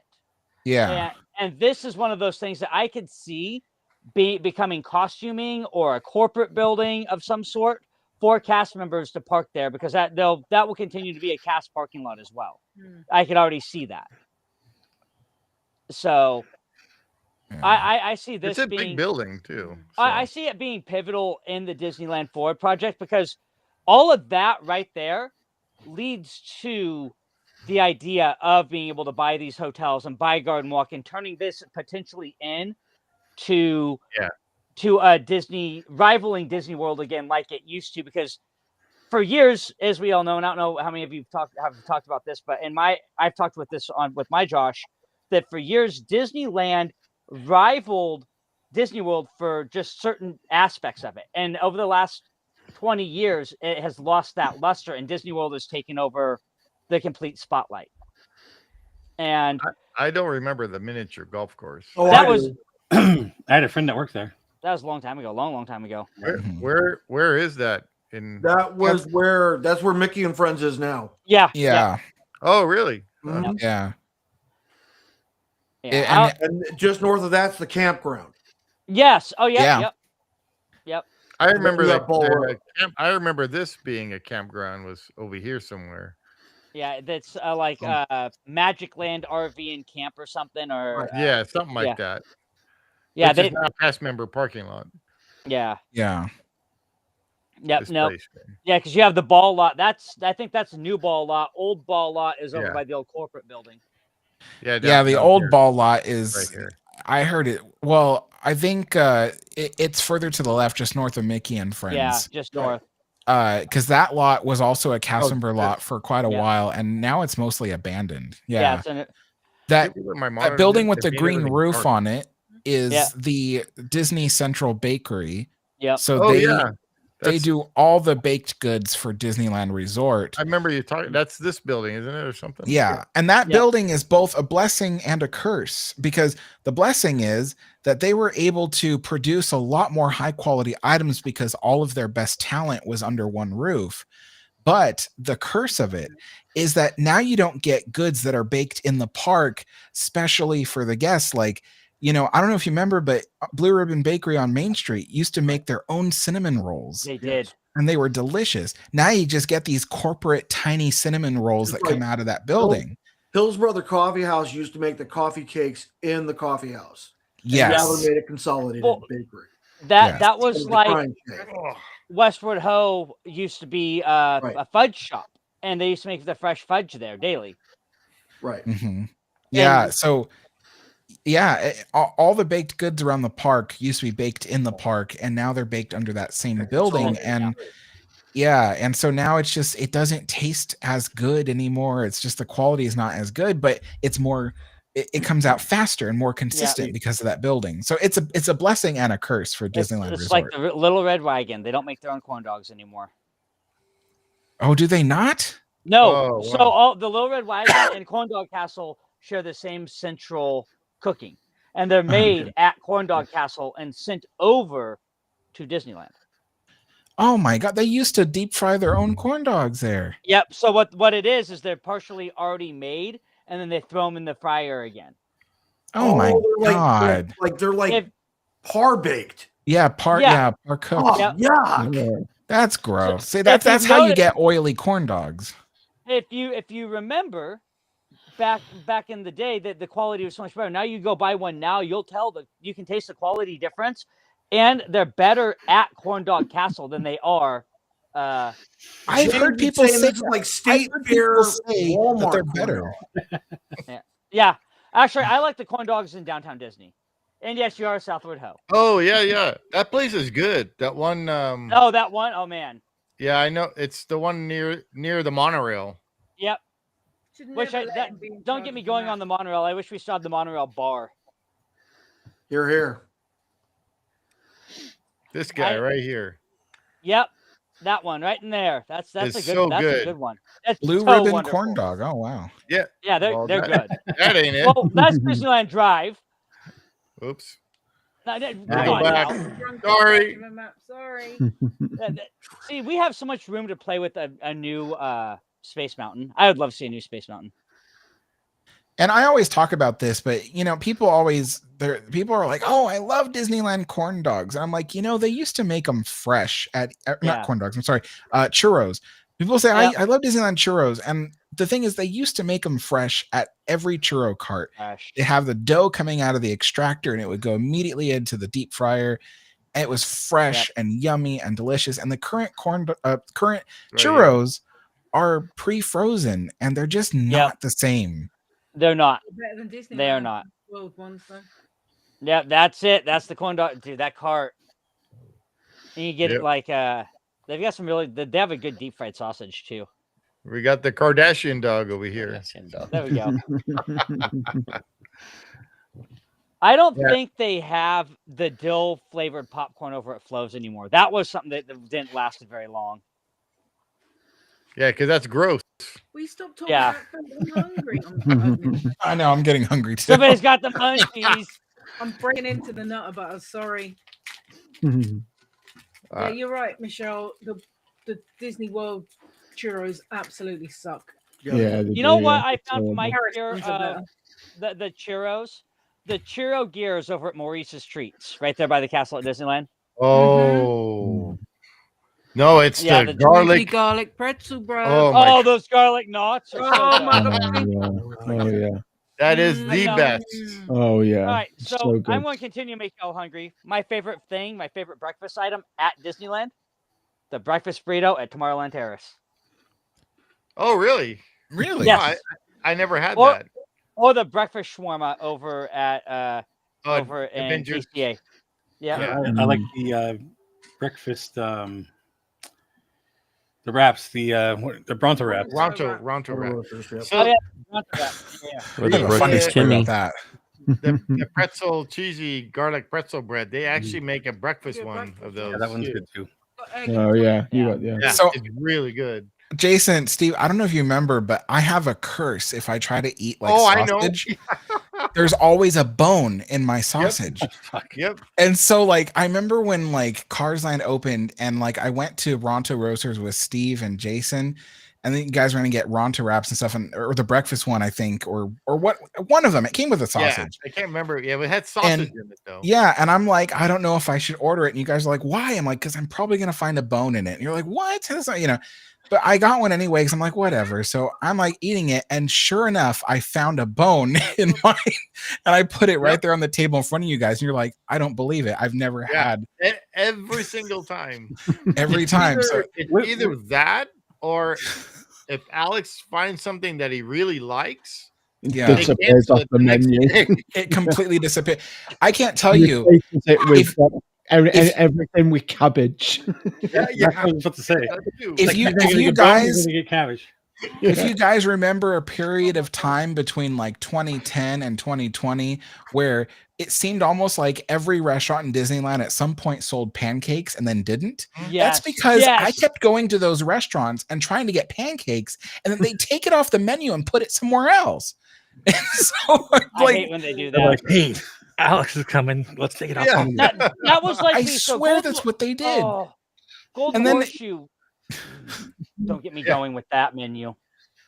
Don't get me Oh, going. man. Yeah, I don't know what's going on with that place. I'm so all right. Ever since Billy Hill and the Hillbillies left the damn stage, that place has been in fucking shambles. Yep. It's been in shambles. Yeah. I'm very passionate about that place. Like they Yeah, 'cause that's Fred- one place. Freddie's chili getting bread mad. bowl. Yeah, you used to get chili bread bowl there. You used to get Yep. all the good stuff, and now you can't find that anywhere. Stage Door doesn't even Now carry they have it. they have greasy fish and chips over there now. I used to take my lunch breaks and stuff right alongside, Billy Hill and the Hillbillies. The main leader was Kirk and his folks, but like I used to take my lunch breaks with them. I used to talk to them all the time. And when I worked at Golden Horseshoe, they had their own fan group who would often come and like film their shows and stuff.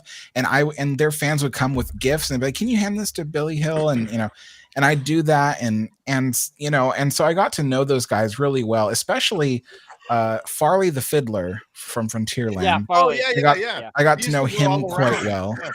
I remember him when I was a kid, and so when I went and worked at Disneyland, and I saw him backstage, I was like, "Dude, when I was a kid, I used to hang around and stuff, and you'd be there and playing the fiddle, So I got to know these guys really well, and then when what's his name, the bald Chapek, had fired all of them, I was like, "What in the That's the worst world? mistake you've ever done."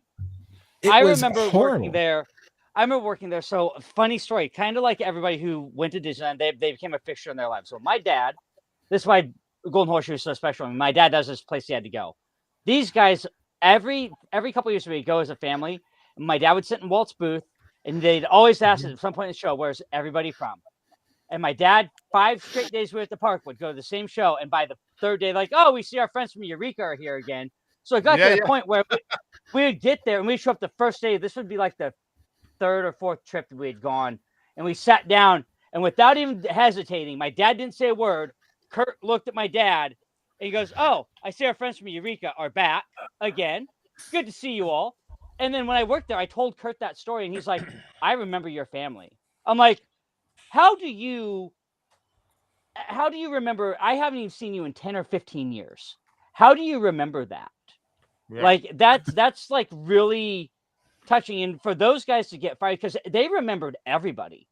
That's the one thing I learned to realize about them. They remembered you from the smallest of interactions to the grandest of interactions. And their fans, Disney lost a lot of fans when they went to Knott's. Yeah. Oh, right. Yeah. And, those guys were so genuine too. They really cared about everybody who watched the show. Like I asked Kirk one time, I said, I'm like, you do this show multiple times every day, and you do it for, forever. Like you've been here for decades, like 4 decades, something like that.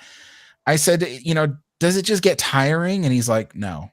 He's like, never. No. He's like, we love what we do. He's like, yeah, I remember talking to him in front of the mercantile shop because you used to stand there and play the fiddle in front of the shop. Oh, the Pendleton store. Yep. Right.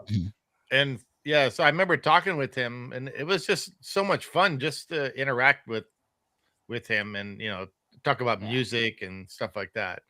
So yeah, it's really sad because they got rid of all the talent and people that really used to make Disneyland super special. Yeah. And they just got rid of them like they didn't matter. Like, like Disney said at the time, "Oh, well, their contracts ended." But I talked to them. I'm like, they say your contract ended. They're like, well, technically, yes, but it was them who didn't want to renew. And so I was like, man. Yeah. But Leo is saying the breakfast chimichanga. I totally remember that. Oh yeah, those things were by Mark Twain. Yep. That's also when McDonald's was in the park. Yep, the French fries. Yep. Yep. Well, you used to have McDonald's over in DCA where you could buy meals at one point, where the Boardwalk I don't Pizza and remember. Pasta. Yeah, where Boardwalk Pizza and Pasta are right now. Yeah, in in the DCA, back there. Yeah. that used to be McDonald's. Oh, really? Oh, Yeah, that was that was Burger Invasion, and Yeah. and the outside of the building was shaped like a giant hamburger. Yeah. Wow, I don't remember that at all. Yeah, That's you could walk up. That's how much I loved DCA back then. The first I iteration had of a DCA was terrible. I had a shift lead who she was my shift lead in Frontierland, but she was really great. But she started off at Pizza Mau Mau, which is right next to Burger Invasion, and now today that is the pizzeria that's there at DCA. Boardwalk Pizza. Yeah. Actually, for pizza, that's the place to go for pizza. Yeah, pizza and pasta, dude. I will send anybody there. Like, where's good pizza and pasta at Disney? Right there. Go there. Yep. That. Just like I love say, the pizza there. Just like I say, Rancho del Zocalo is the best place for Mexican food. Oh yeah, Now that Joe's is gone. Except for when I got coleslaw in my all your carnitas burrito. But it was that's funny. It's terrible. like I used to get the pancakes over there all the time. Yeah. And then we met with Alex, and then all of a sudden it moved. Where are the pancakes?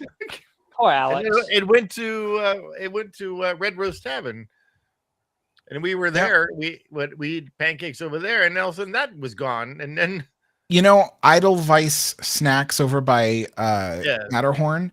Yep. At one point, they started selling a what was it called? Like a pork hock, or not a ham hock, but it was like pork shank. There we go. They were selling pork shanks. Because at the time, turkey legs were becoming like super popular again. And it was like the big craze was buying turkey legs. And so Disney's like, oh, what if we start selling pork shanks? And they did. And it was so good. It was like slow cooked, like pork shank. Oh, wow. So delicious. And it was served with like a house-made barbecue sauce. And I ordered it. I'm like, oh my gosh, this is my new lunch at Disneyland. Yeah. And then not even like a couple weeks later, when I came back to Disneyland, it was gone. They were like, nope, no more pork shanks. You're like, I love how Leo is chatting in the chat rather than just talking. Yeah. Are you still there, Leo? No, I'm still here. No, I'm listening. I'm actually communicating with Mish. Just butt in and talk. Cut people off. It's fine. Yeah, just cut us off. Tell us to shut up. Yeah. I honestly. Hey, we're talking about food. Yeah, I know. The turkey legs at Disneyland, by the way, have gotten terrible. They're the. I never liked them because it smelled like ham, and I don't like ham. So they might be ham. Who knows? Yeah. This is turkey tastes like. There was a rumor for such a long time that it was emu legs, and it's like I remember that. Yeah.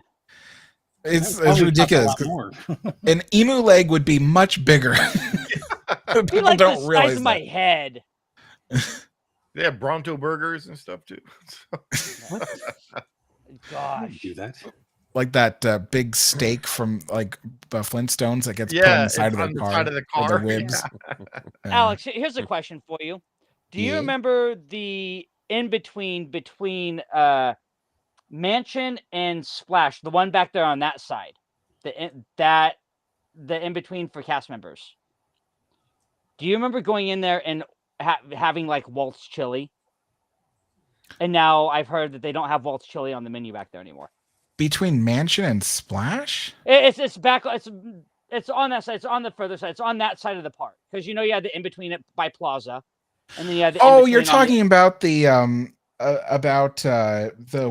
West Sider. Yeah, the West Sider. That's right. I can't remember the name of it. Yeah, the West Sider. You want me to bring up the map? It was a cast member restaurant that was located underneath New Orleans Square. That's right. Yes. Cool. Yeah. And when I hired in, it was still there.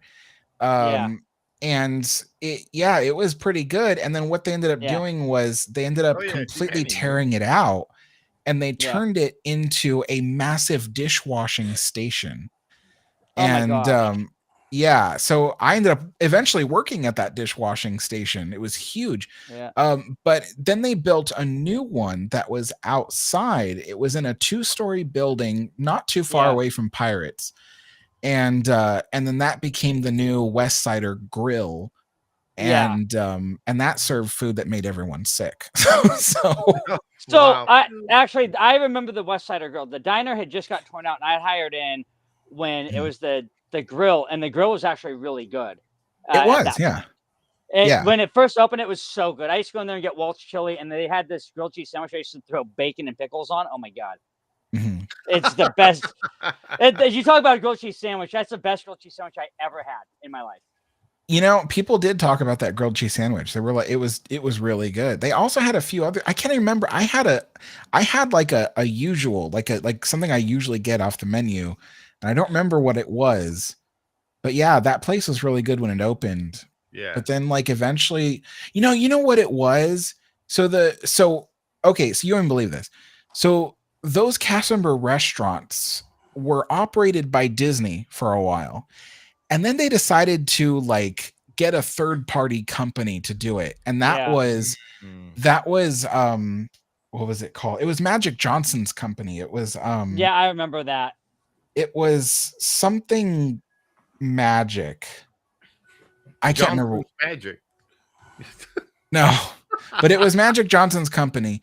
And so they became the contracted people to work that place. And so yeah, their food became really it made people sick to their stomach. Yeah. Wow. I think I left right before that, but I remember talking to friends because I remember like there's the in between right there by Plaza, and it had Subway inside of it. So when I had to work a GSO shift, I'd always go into there. Oh yeah, I remember when they installed the Subway in between. That was so good. Oh, it was funny because you go in there and guys, so you see princesses in the park and you think they're all great and they're all fun, and no, princesses are bitches. He's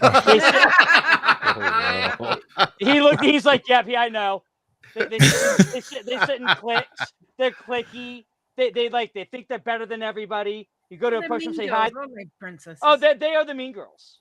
The worst was Jasmine. When I worked at Bengal Barbecue as a busboy, oh man, I hated when Aladdin and Jasmine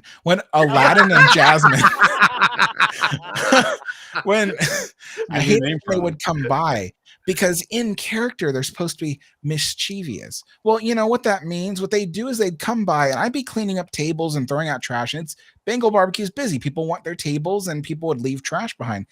Well, here Aladdin and Jasmine would come and they toss the trash off the tables, fling it into the air, into the middle of the walkway. And then it just, oh my God. I remember one time they knocked over some kid's soda while he was still trying to drink it. What? And it was just like, I was like, are you kidding me? And they knew, because I had to clean it all up. They knew I had to do that. It made me so mad. They would do it right in front of me, because I'd be going around with like my dumpster thing and I'd be like ready to collect plates and stuff off the tables and put them in the dumpster. And they would come by and knock them all off the tables. Oh man. And there was a stack of trays on a trash can and I was going to walk up and collect it. And they like knocked those off the trash can. Yeah. I would have threw him in the trash. I was going to say, I bet Steve wishes he was there. Oh man. Yeah. They were like, you'd go working because you had your breaks between the parades, if you're working a red vest shift, and so you work your first parade, and the route goes backwards to back to Small World, where they take the floats but backstage or whatever. Yeah. But you get that like that 45-minute or hour break, and everybody like either bring their lunch or like you'd be able to sneak across to Jolly Holiday or get something or do the in between. You had to do it quickly and not be seen, really. That's the thing. When you're on your break, don't be seen. Or if you want to go be seen, grab a pouch of power, grab some pens, go interact. Don't take your break. I'm like, okay, well, I won't take my break. And you want to go get in line for Subway. And next thing you know, here come the princesses, and you'd be in line and you'd hear them just start chatting about, oh, I can't believe this costume character, this is being this way today. And I'm like, you're a costume character, you asses. In my head, I'm like, really? You guys are that? I had such a different perception of princesses until I started working as a cast member. Oh, they used to cut in line at the end of the day. They would cut in line And I'm like, what are you doing? I've been standing here for like 10 minutes. And I'm like, oh, we're going to be really fast. We got to hurry and get back. And I'm like, yeah, what do you think I got to do? Yeah, they're like, we're on the float though. We have to get back to our float. I'm like, and I've got to get back to my lead. You know? Yeah. I've got places to be too. And you know, all they do is just like order a cabbage and some salad, and they leave. I'm just like, what's your hurry? Yeah, it might get cold. You order a salad and a water. Yeah. It's like, I really like I loved my cast members when I was there. I did. I loved everybody, but the princesses were the ones that pissed me off the most. Zach is going to be very disappointed in hearing Zach loves this. a bit of princess action. Are all the really princesses down to like earth? that? Huh? Are all the princesses like that? I knew one that was nice. I like Pocahontas. That's why. Yeah, one that was nice. She's the nice one. We won't ruin it for you. Okay, I knew thank one you. that was nice. And she was she was a retired Ariel, but she went to work in my department. Retired Ariel. Well, yeah, because she became too old to play Ariel. And so she still wanted to work for the company, but she was, no longer fit the thing. But I remember one time it was a really busy day, and I guess their only Ariel called out. So they contacted her and asked her, like, we need an Ariel, because there's a whole parade float built around her. And so they're like, we need an Ariel, and we need, and they're doing special events that day that had to have Ariel there. So they contacted her, got a hold of her by calling the phone of our department. And they're like, can you come in and be Ariel again? And so she got to relive that moment, which was really cool. Yeah, Manny says the French fries with ranch dressing. At the French fries that in between were money. Those were always good. No, Pocahontas actually was the one princess I knew that was nice. The only one. But at the time. You know who was nice though? The people who were what were they called? No face characters. So yeah, the ones who were in the big giant, the actual costume characters, friends of characters. Yeah. Those were nice people because they were just regular people, Yeah. So and they're in that costume. They're living there for half hour, 45 minutes on stage that they have to be there, and they get to take their break for a little bit. But they're just no one knows them. They don't have to put on a facade. They know who they are as the character. Like talking to Caitlin Rohrback about this actually is someone that you could kind of get an insight on, because Caitlin plays a character with friends in the parks, though she's the voice of Minnie Mouse, and she says that's the one thing is being rewarding as a non-face character, because you get a genuine interaction. As with princesses, you kind of have to play to the crowd in a way. That's why I think being the evil queen or a face character that can kind of have heelish tendencies is nice. Yeah. That I used to work Sorry, go ahead. I was gonna say, when I used to work at Hungry Bear, we often had Brer Fox and Brer Bear come out, and then Brer Bear always gave me a high five. Oh, Brer Bear is awesome. Yeah. I always enjoyed. I like the Wicked Queen. The evil queen. Yeah. The evil queen. They have to have the right personality for her, because she's got to have the right wit to cut through that dryness that she has to portray. Yeah. And I've seen her interact with some other like the Mad Hatter, even. Like Mad Hatter will walk by her and she'll just interact in a totally different way. And I'm like, all right, she's like, okay, this is cool. This is fair. Yeah. Yeah. She plays really good. Yeah. And stays in character.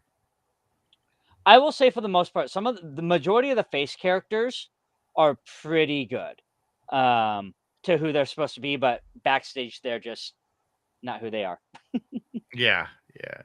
Well, and then like what Misha's saying about like Gaston, I remember that one video I saw with some girl like grabbing Gaston, and he said nope, and then he called for security to take her away. Yeah. There's some. She was being too feely with him, and he didn't. Yeah, and he didn't want any part of that. Yeah, I remember when you see the walk around characters right now, there's usually a like regular cast member just behind them somewhere. Yeah.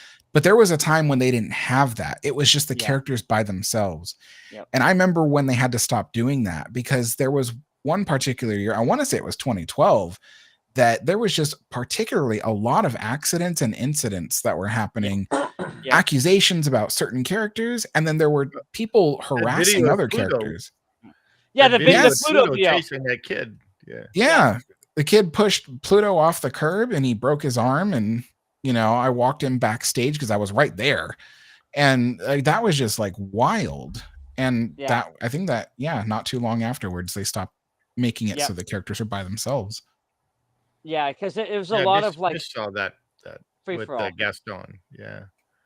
Yeah. And it's like, it depended on the characters and like how you interacted with them and how you treat them, because you have to remember they are people too. They truly are. And it's like I think it was Mitch brought up Jack Sparrow. Jack Sparrow. I actually brought this up when I was able to interview Caitlin, and she goes, I brought up in interaction. Certain Jack Sparrows are like, oh, it's Captain Jack. Other ones was like, oh, it's just Jack, because they don't want to get you confused with Jack Skellington, because Jack certain times of the year Jack is running around the park. Yeah. And, well, yeah. So if you have them both out, it's like, oh, it's Captain Jack. And she goes, I brought up who said that. She goes, I know exactly what character, who played that character that day, just by the interaction you gave. Because when you work there, like Alex said, you get to know these people.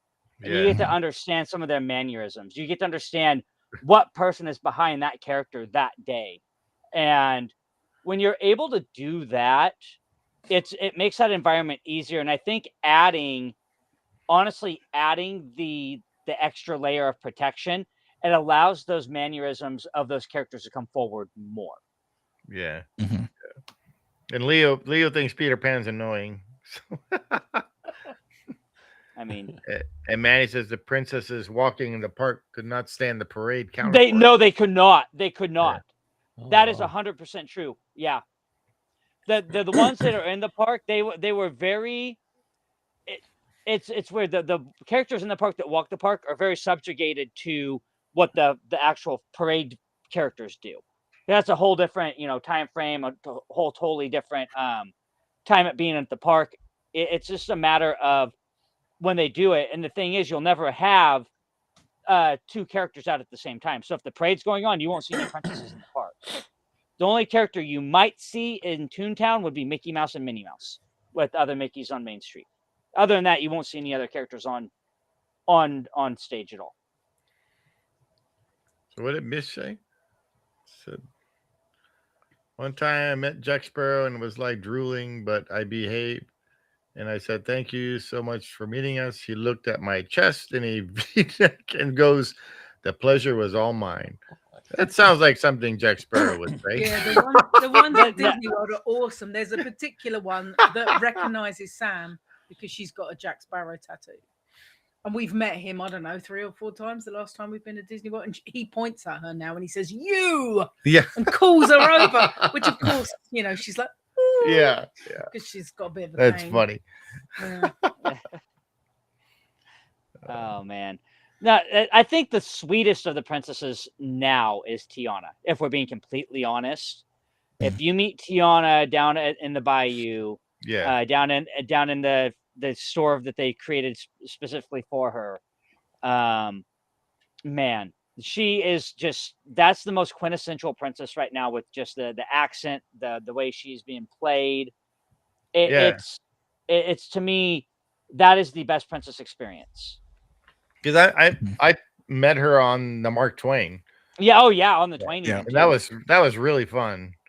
Just talking it up, she's with her accent again and talking about, oh, I gotta go find something or another about cooking or whatever. I don't know what she was talking about. Yeah, because I don't remember. I remember the movie, but I don't remember the movie. So yeah, she's I think she's the one character besides Jack Sparrow that has more freedom to move within the area that they're in than most, because of the Columbia and the Twain.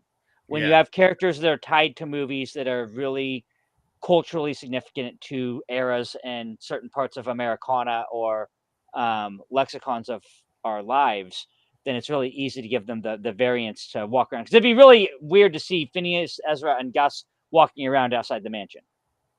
Yeah. So, what about Snow White? Snow White was okay. She was okay. In my eyes. Okay, or okay. Just okay. She was more evil than the queen. Yeah. More evil than the queen, damn it. The queen's just misunderstood. Yeah. No, I think Alice has got to be one of my favorites as well, because she's always a little bit more down to earth because her character has this chip on her shoulder anyways. Yeah. I love watching them when her and the Mad Hatter are on the teacups and stuff. And they interact with everybody. What? That video you have with the Hatter and that one guy next to you who I know, anything. The Hatter was going around putting his tea in the teacups. Yeah. And then he went over to where Steve was, and this guy next to him, he was like, "Do you want any tea?" And the guy was like, not having it. He was just like, he didn't want to play any part of the faking or whatever. No. The make believe thing of he's supposed to be in the happiest and then he said something to him. I forgot what he said. But. Yeah, I don't know, but he handled it well and just went back and he's like, yeah. I love it because that's the one thing as cast members is like you're taught to do, like bring the imagination out of people, and some people you just can't bring it out of. It doesn't matter how hard you try. It's like it was like he didn't even want to be there because he was standing next to me just like waiting for his family or whatever, and he's like, I hated the people at Mansion that would jump the shark because I'd be, there's always the corny jokes. I'd be working the foyer and I'd be like, yes, please, this way, please, bringing them in. Then you get into the foyer and like, you tell the corny joke, what type of wood is this made out of? And then you have that one person before you can even get the joke out. Dead wood. I'm like, are you way to ruin it for everybody else, you ass? Yeah. Just way to ruin it for everybody else. And then you shove them in the mausoleum and lock them in. Yeah. Oh man, so Manny was friends with Snow White and she found out she was pregnant. That's what happens when you live with 7 men. Don't know which one it was. I think it was Sleepy. Could have been Grumpy. I'm sure it was Happy. Yeah. You know why it was Happy? She wrote Thunderclap. Yeah.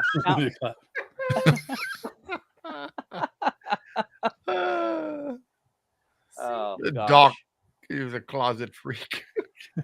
Doc. He's into voyeurism. How have we gone from riding rides to talking about which one of the dwarfs knocks Snow White up?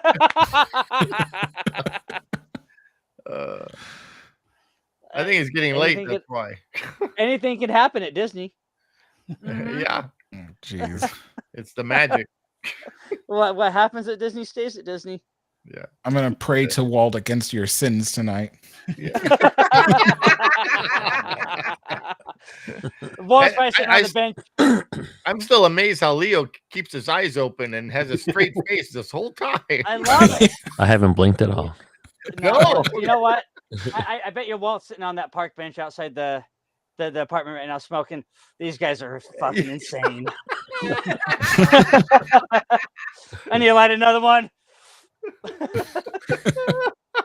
That's where the Disney point originated. They had to Photoshop out his cigarette. Cigarette, yeah. He always had I'm going to use the English with him. He always had a fag in his hand. Yeah. That's a cigarette, not a cigarette. It's a cigarette in his hand. Every time Sam said she needed to go out for a cigarette when she was smoking, she was like, "I'm just going out for," and Steve was like, "Cigarette, not a cigarette, cigarette, cigarette." What are you drinking, Steve? Better be liquor. It's coffee. Cold coffee. It's ice cold coffee. Hey.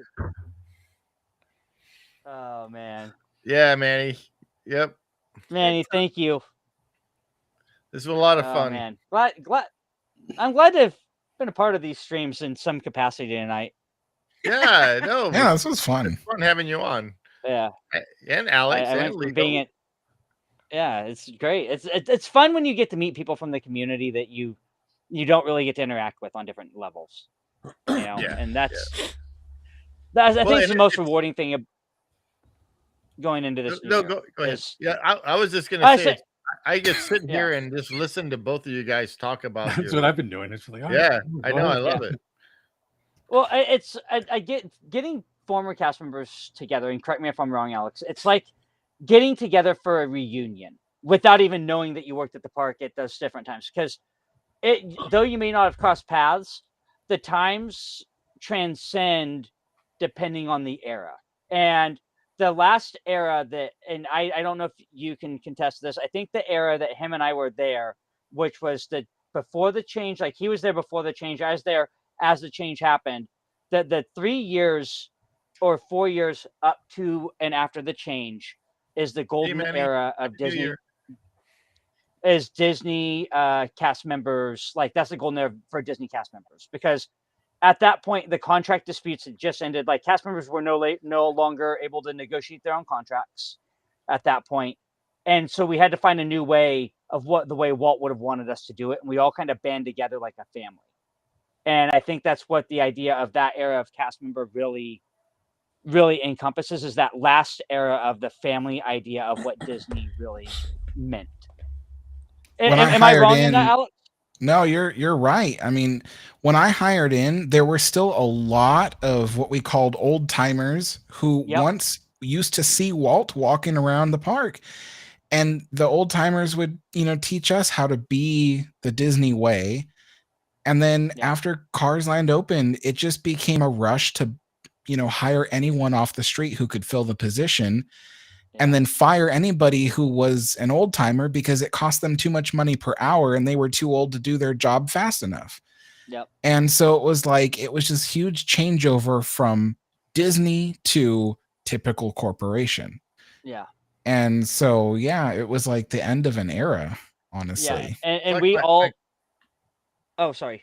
No. I was going to say, we all took our jobs very seriously, I think, and that's why we became a family, and we loved it because we walked around the park with the idea of what would Walt do.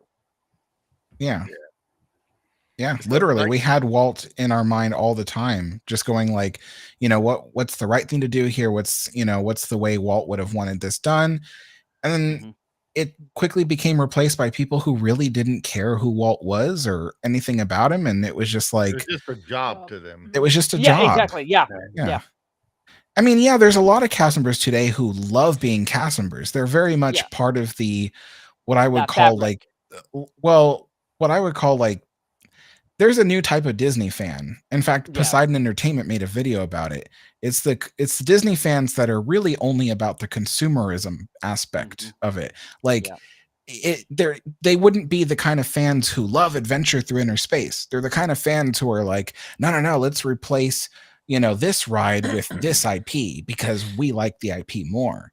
Yeah. And so there's a much more shift to that. And so even the cast members are reflecting that. You're starting to see cast members who wanted to become Disney cast members because they love Star Wars and they love, Pixar and stuff. There's nothing wrong individually with liking those things, but it's the point where you're like, I don't really care about old Disneyland. It's more about the Disneyland from stuff that never was Disney in the first place. And that's one thing I have found, and that's my impetus of the argument that I make against WDW. It's the idea of, I know it's a Disney park, I love it as a Disney park, but the idea is that's where the disenfranchising of Disney to consumerism is, because you look at it, Disney World is the impetus of consumerism of that era to today, as where Disneyland still holds the ideas and the ideology that Walt originally set out to some core level. And now that consumerism is finally catching up to Disneyland in a very massive way that is showing its flaws. The whole Cars Land and Magic Kingdom, like, that should never happen. There are certain things like I'm proud to say that at least even to this day, as people can complain about Disneyland all they want, but there are still people at Disneyland who are fighting to keep it Walt's park. And that's the reason why we haven't lost Rivers of America at Disneyland. That's the reason why we haven't lost certain aspects of Disneyland. Yeah. It's from those people I was who saying, are if fighting Canoes for Walt's closes, we riot. Yep. Yeah. If Canoes closes, Exactly. we riot. Yeah. It's sure. like because those canoes by any Disney park standards should have been gone a long time ago, but they're there because of the people who are fighting for it to stay there. I think that push to keep it Walt's Park happened when Fort Wilderness closed on Tom Sawyer's Island to become a storage facility for fan. And that was in the mid 2000s when they shut down Fort Wilderness because of the dry rot and not keeping it up. That was an open flaw. That now they took away something that Walt built himself. Walt Disney had this idea for what Tom Sawyer's Island should look like, and the engineers weren't getting it right, and he went and built that park. That's the one thing he built himself. Exactly. That was in our trivia question. Yeah. Well, and this is just not even just trivia. That's a big thing that's I think the thing that drove people to be like, no, we can't do this. We've already screwed up with People Mover. We've already screwed up with this. Now you're trying to dismantle Tom Sawyer's Island. We can't do that. Yeah. And Disney is doing what it can to sacrifice Tom Sawyer's Island because Disney loves to blame it on the fans. Oh, you're not visiting this attraction enough for us to do anything with it. And it's like, if you do something with it, we will keep showing up. And so Disney is sabotaging Tom Sawyer Island because they're closing down everything about it that was interesting. And they're claiming it's because no one's going there, but it's because they're not investing in it and trying to keep going with the idea, Yeah, and their answer is always like, "Oh, what IP can we put there?" Yeah, it's not always about an IP. No. It shouldn't be about an IP. No, it's not. No, it shouldn't. And that's the one thing that I think I love. What Walt's original park was, there was no IP. The only IP, it was Disney IP. It was all characters that were created by the Disney Corporation. Yeah. Or they were already created characters within the storybook world, but Disney has the rights and created them, and he did things the way that needed to be done. And I honestly feel that when you started, like, Star Tours was great. When you added Star Tours, it added a different layer to the parks. It was different because you were able to then bring in Captain EO, and you're able to use different people, and that's awesome. However, when you open that gate, that only leads to future of what we have now. And for me, as someone who is so Disneyland, and we know this, that like I said earlier on the earlier cast, I'll swing upwards. When you start messing with, Uncle Walt's Park, then those are fighting words, because that's like going to Marceline. And Marceline sold this for me. I don't know if you guys have been to Marceline at all. Marceline is like going to Mecca. Going there, feeling, seeing, walking some of the steps that Walt walked in that area really sold the idea of what Disneyland means to people to me. Because you go to that museum and you see some of the train tracks from the Carolwood home. You see one of the original flags that was flown above Disneyland. You see an original Autopia car that, like, these are things that people love to see and love to be a part of. And when you start taking away for them, we long for that nostalgia more. And I think this is why this generation is about ready to hop into a nostalgia train. I think Disneyland is going to see a revitalization, like we said earlier, in different iterations of not monorail, but Matterhorn or People Mover, because we have this idea of wanting to have more. Then that means get something around your neck and hold it up so you can continue. There you go. Yeah. You need to train yourself better, Mish. You can't go to sleep until at least 8 a.m. Or just hang it from the ceiling. Yeah, get some fishing wire. There you go. Prop it up against the coffee mug on the side. We're using some practical effects here, guys. Practical effects. All right, night, Mish. Good night, Mish. Happy New Year. Happy New Year.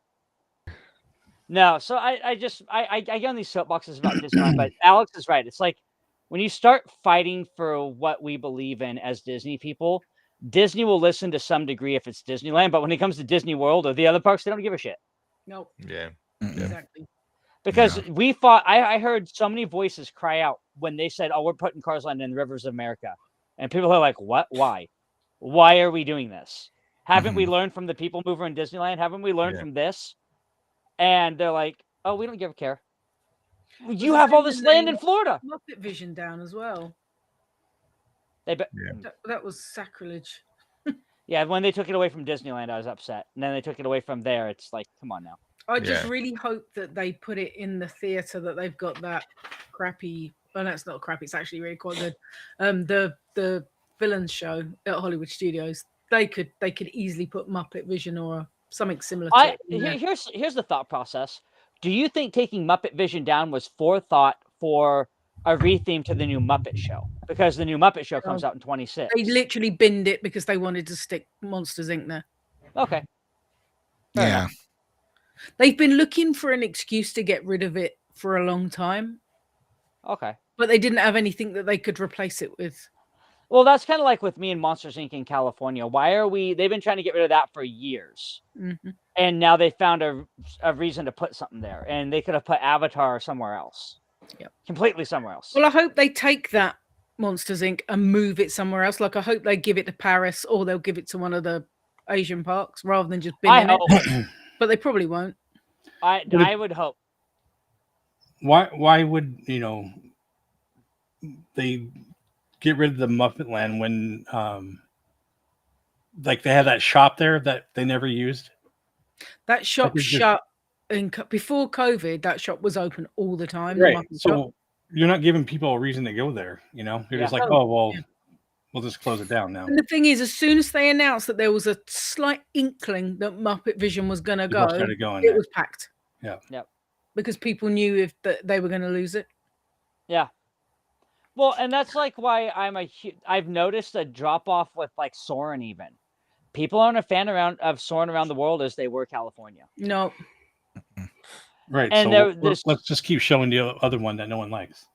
Exactly. And then they'll bring it back for Food and Wine Festival in California, and it's packed. It's hard to get on that attraction. Exactly. So that tells you, it's like, okay, I get the attraction idea. It's like Andre the Giant. Andre the Giant was an attraction.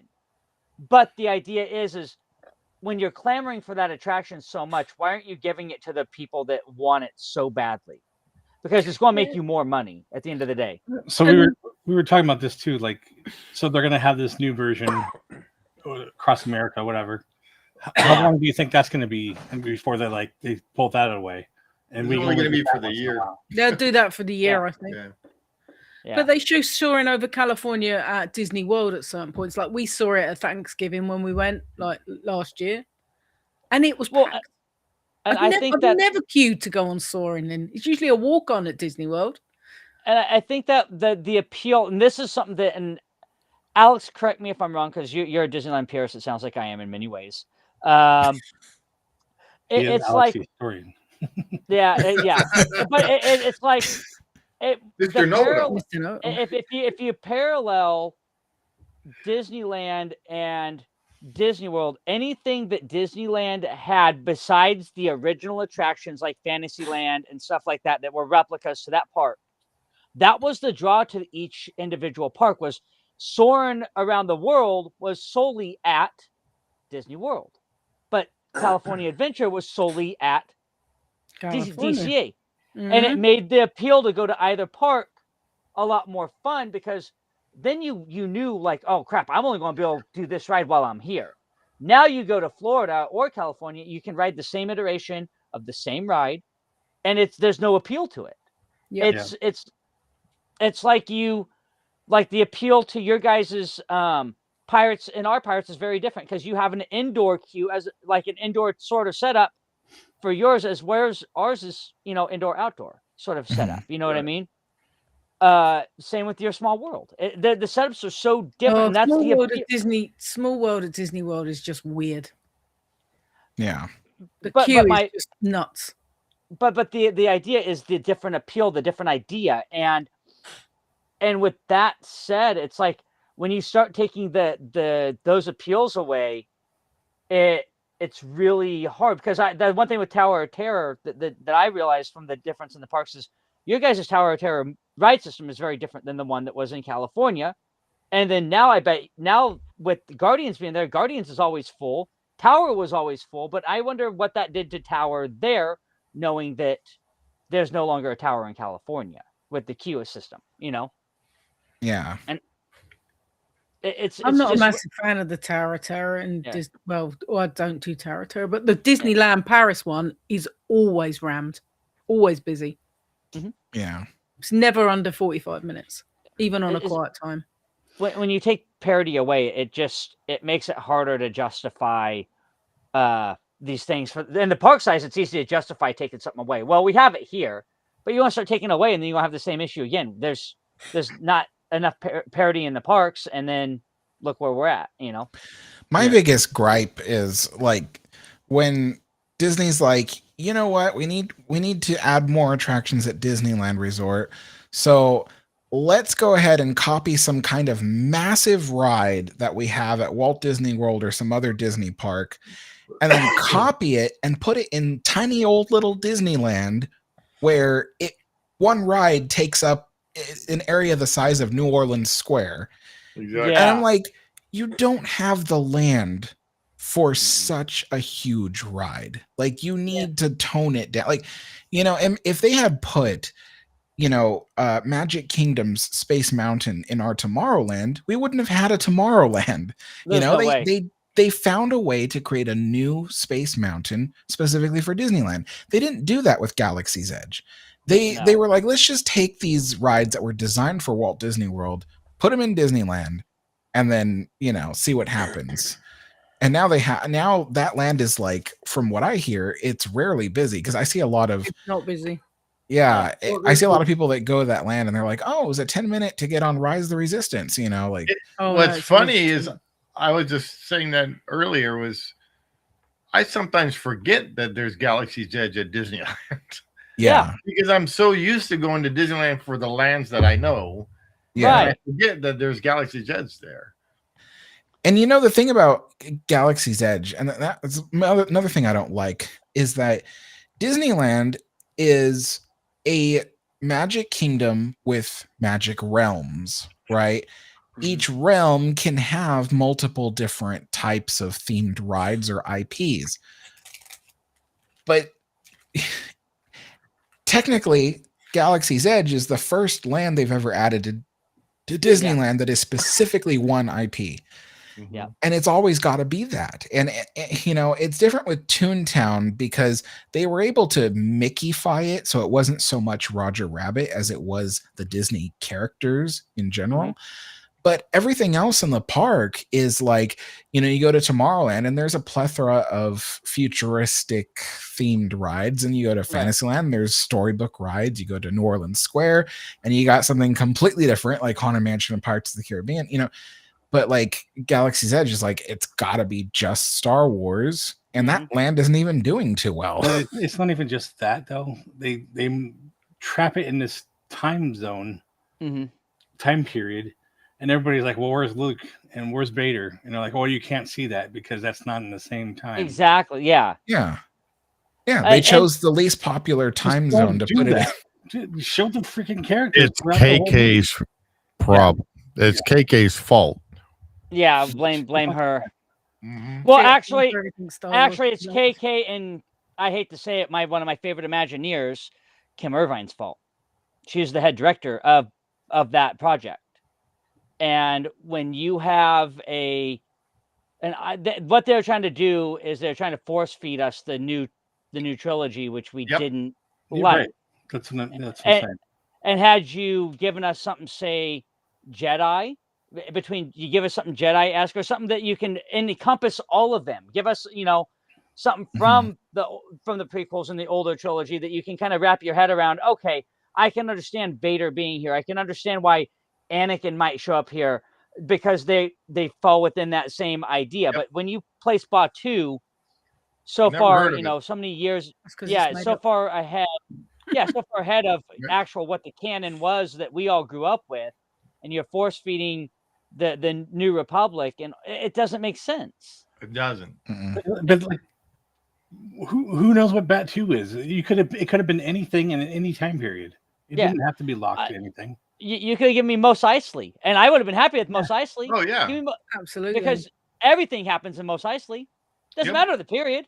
Nope. Exactly. Yeah, because I mean, Book of Boba Fett, Mos Eisley. Yeah. Mos Eisley. Yep. Yeah. Well, it's the same thing to do with the movies, like don't let your directors change the story, Yeah. Like Ryan Johnson's like, oh, here's your lightsaber and throw it away. Luke would have done that. That's just no. Even Mark Hamill's like that was the dumbest thing. They should have followed the Shadows of the Empire story. Is what they should have done. They should have followed what Lucas gave them. That too. They just like, no, we're gonna do our own thing. Well, and I think to more of the expanded universe books rather than some random crap that somebody dreamed up. Yeah, and I think Luke. Yeah, I think Lucas had leaned into the expanded universe, and I think that's why we would have gotten Thrawn. We would have gotten all these great characters, and we ended up with Kylo. Yeah. We ended up with Hux. We ended up with a regurgitated Palpatine at the end. Mm-hmm. I mean, it was terrible. It was just terrible. And I love it because my boys love it, and my kids love them, and that's great. They love them for what they are. The other stuff. But exactly, and my youngest son, he loves. Actually, his favorite is Empire Strikes Back. So I'm really happy about that. That he loves. One of my favorites is Rogue One. So, and that's the newer one. Yeah, Rogue One. One's You know whose idea that was? John Knoll. Yep. Bob Joel. John Knoll.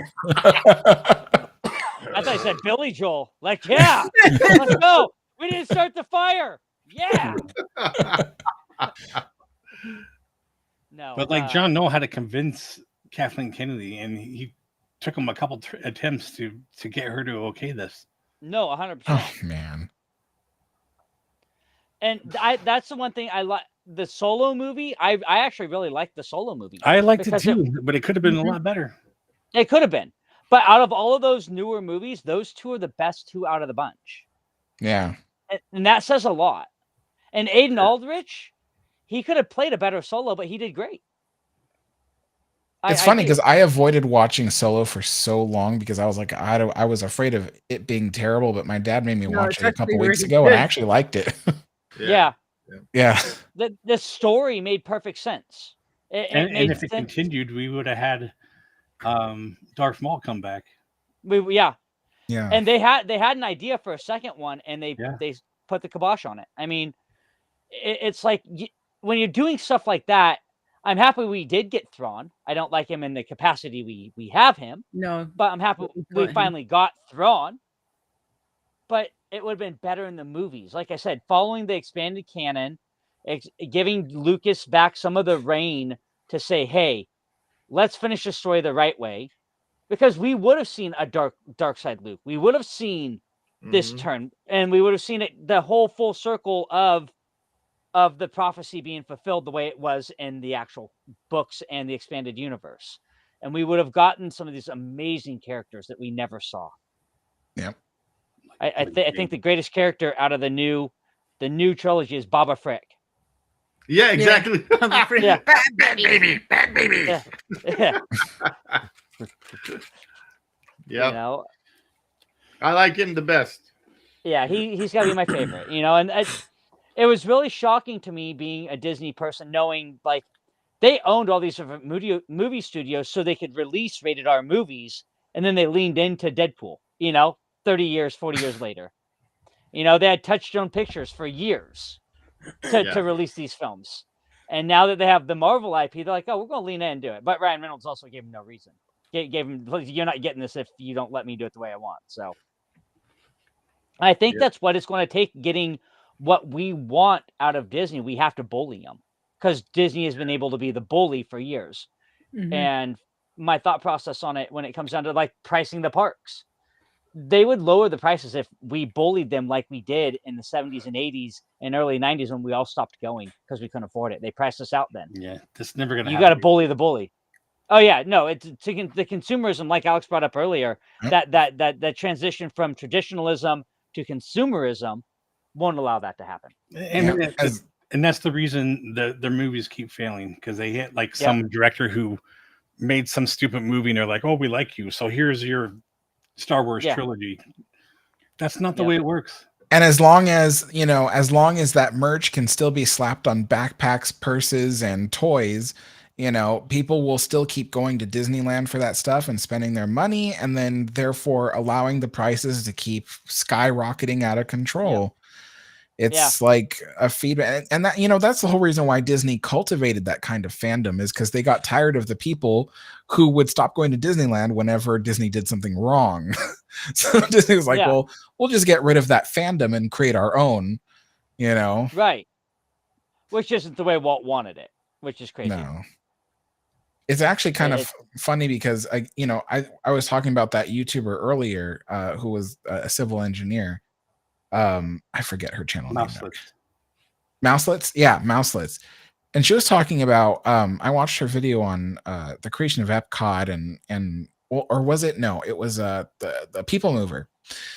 And she had brought up this interesting thing, which I had actually forgotten, was that was right after Walt died and after Roy died, especially, the company was moving away from like movies and TV shows, and they were starting to pivot towards technology, because that's where Walt was going. Actually, towards the end of his life, he told his son-in-law Ron, who eventually became CEO after Roy died. Ron Miller.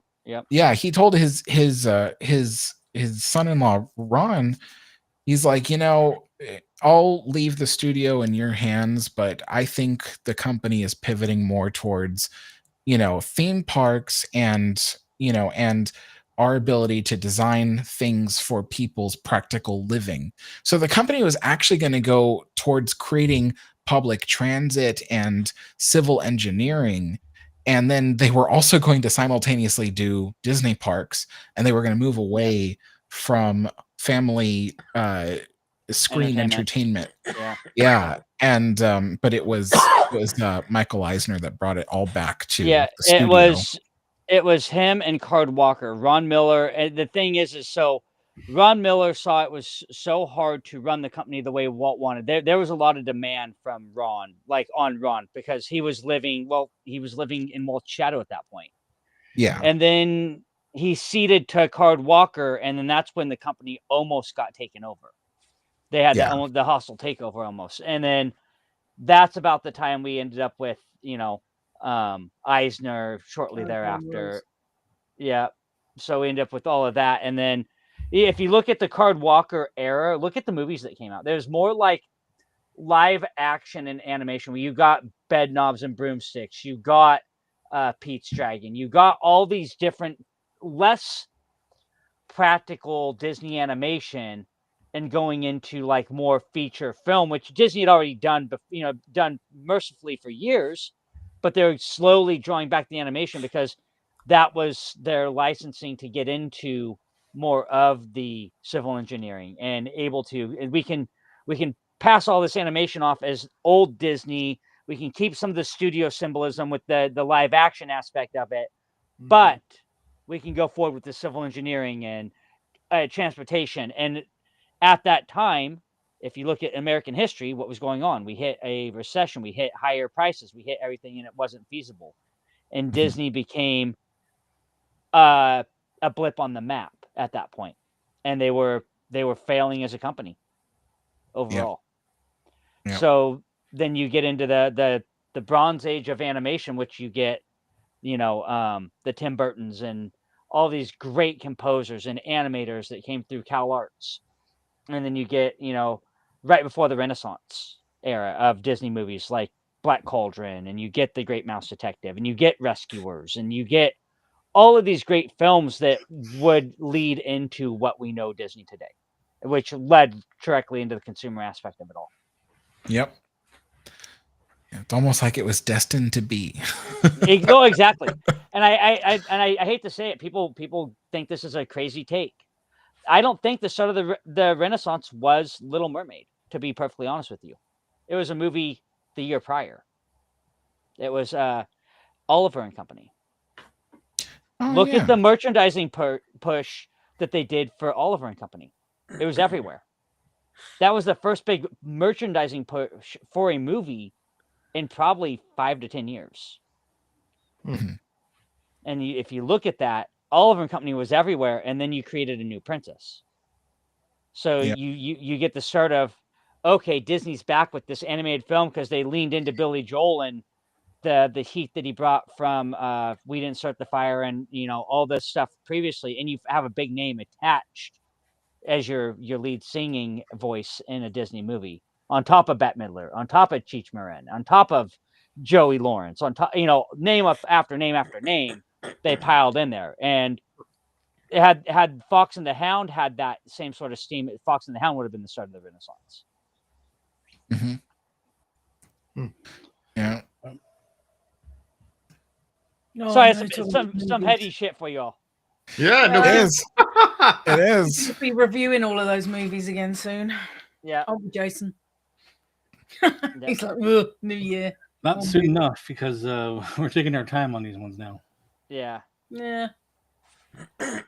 No, I'm big into like that whole Disney culture, and Alex, like you're talking my language, dude. You're straight talking my language because this is. I'm very Disney traditionalist and very Disney purist, and I don't have a problem with the other parks, but I have a problem with the consumerism that is overtaking the parks. Yeah, because it's weird. Since before I went to Disneyland, because obviously Disneyland Paris is my home park. Of course. And we've been to Paris, and Sam and I have been to Paris, and it must be like 40 or 50 times. And we were big Disney World people. But when we went to Disneyland for the first time last May, I fell in love with it instantly. I was like, oh my God, this is like the best bits of Paris and Disney World together. It's like, this is awesome. This is what the park should be. Sam was like, everything's in the wrong place. I like the history, but it's not for me. I want Epcot back. It was weird. It's like chalk and cheese. Like, I love Disneyland, but she loves Disney World. Because with the younger generations, it boils into we are the same age. Oh, really? Yep. That's crazy. Sorry, she's 6 months younger than me. Sorry, Sam, to say that. Yeah. Same. So that's crazy. I've never seen that. I've heard of it, but I've never because people who usually come over from overseas and they've experienced both parks, it's usually like what you said. I love Disneyland. There's the best bits of everything. Unless you go to Tokyo and Shanghai and then you're like, well, I love those parks because they have everything and more. Yeah. Well, I've seen how they built our park, our Magic Kingdom at Disneyland Paris is just like Disneyland, but it's got some Disney World-esque, but it is beautiful. It's stunning. Yeah. They made it look pretty. Obviously, it's nowhere near as cool as Disneyland because it's got nowhere near as many rides and there's not the history, but I much prefer Disneyland to Disney World's Magic Kingdom. The only bit I like better about Disney World's Magic Kingdom is their Tomorrowland is better. That's it. Yeah. If you can take Tomorrowland from Magic Kingdom and plop it in Disneyland, that'd be perfect. That'd be wonderful. I think Walt would be very impressed by the Paris project, to be honest, because he wanted to bring the Disneyland idea across the world to everybody, and to transfer that idea of the original park to Paris, though it faltered at first, and to see it thriving now. I think that's the impetus of the Disneyland story right there. It faltered at first, and it thrived to where it's at now. And that's where Paris has. Yeah, so we just watched Ricky's Paris trip. When he wasn't riding any rides, he just was looking at the land, pointing out things. Like, we went back through our podcast, we watched it, and like I fell in love with that park. Just by the things that I saw, and it is very much like our Disneyland, but it's like on another level. Yeah. Yeah. I'm gonna get to see it next year or this year actually. Now it's 2026. Yeah, now Yeah, it's this year. It's this year now. Yeah. Where are you going? I'm going in. Well, I'll be specifically at Disneyland Paris at the very beginning of November. 3rd, 4th, and 5th, isn't it? Yes. Wow, you remember that? That's crazy. Yeah. I'm good with dates. She's gonna be there. I'm coming. Don't worry. Yeah. So yeah, very beginning of November, but I'll be in Europe between October through mid-November. So it's like this huge. So I'll be. Let's see. The whole trip in total is 5 weeks, but the actual in Europe part is 3 weeks. Okay. Little over 3 weeks actually. 24 days. But yeah, it's a huge grand adventure. But yeah. And my dad is coming, so it'll be me and my dad. That's cool. Cool. Yeah. Cool. But he's excited too. Yeah, because he's wanted to see France, he's wanted to see England and all that. So I think I'm more excited to see the UK, and he's more excited to see France. So Yeah. It's very old. Yeah. Yes, he is. Yeah. No. Yeah. Both countries have weird food. Beans on toast. Yeah. So I heard that's actually not too bad. Might have to try it. Just not, as we say, Marmite. Yeah, Marmite. Yeah. I have a friend in the UK who's gonna take us to a real like old fashioned pub. So I'm excited. Oh yes, you'll get a proper. Yeah. Fish and chips. No, that's not proper pub food.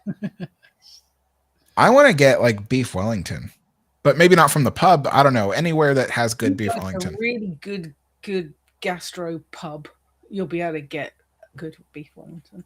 It's full of gas. What's if I went to like an old fashioned pub? What is good pub food there?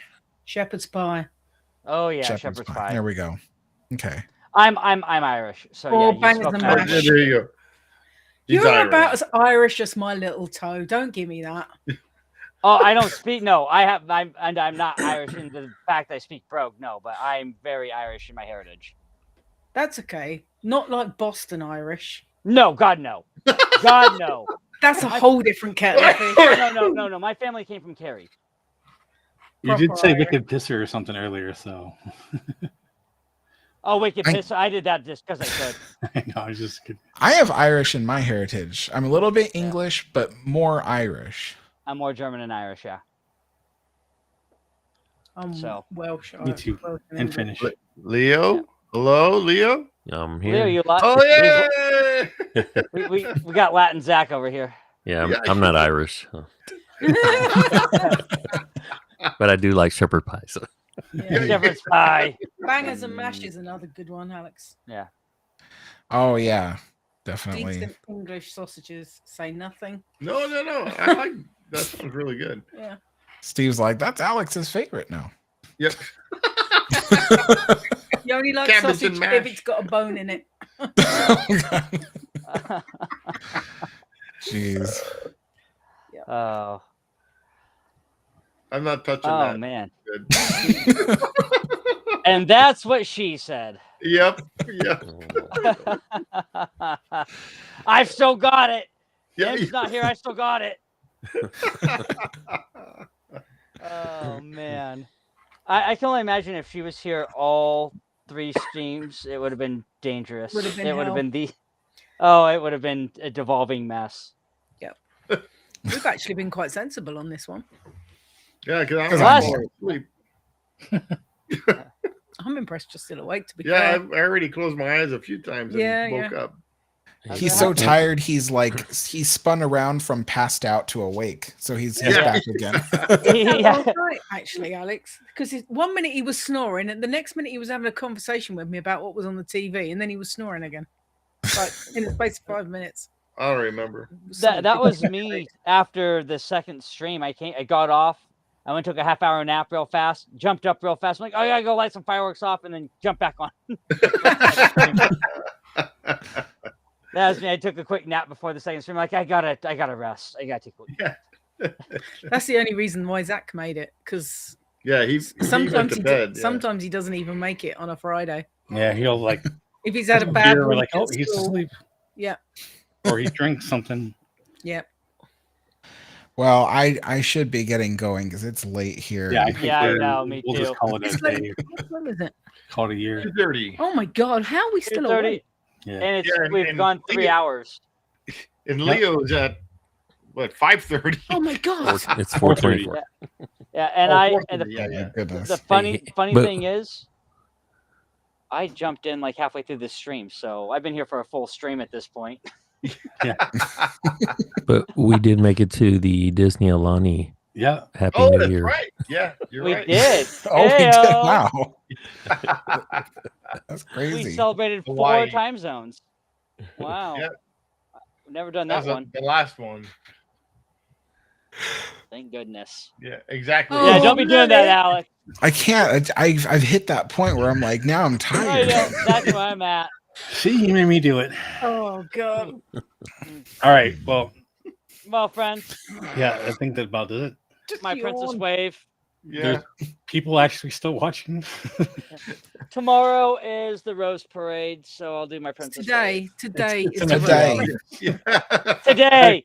They're When I probably go to bed and wake We got up, I'm Lewis's still not- hands here. they're preparing it right now. It's the rainy, Yeah, they're wet preparing Rose it. Parade. Yeah, I've done it. Yeah. I've done that twice, like 2 years in a row. Put the flowers on and stuff. Kinda Cool. crazy. That's fun. Yeah, they're probably preparing it now because those Oh, floats really? Yeah. they start getting going right now, and then they'll be ready by the time show goes. So Yep. enjoy your New Year's Day, guys. Thank you so much for having me. Yeah. Thank you for being on.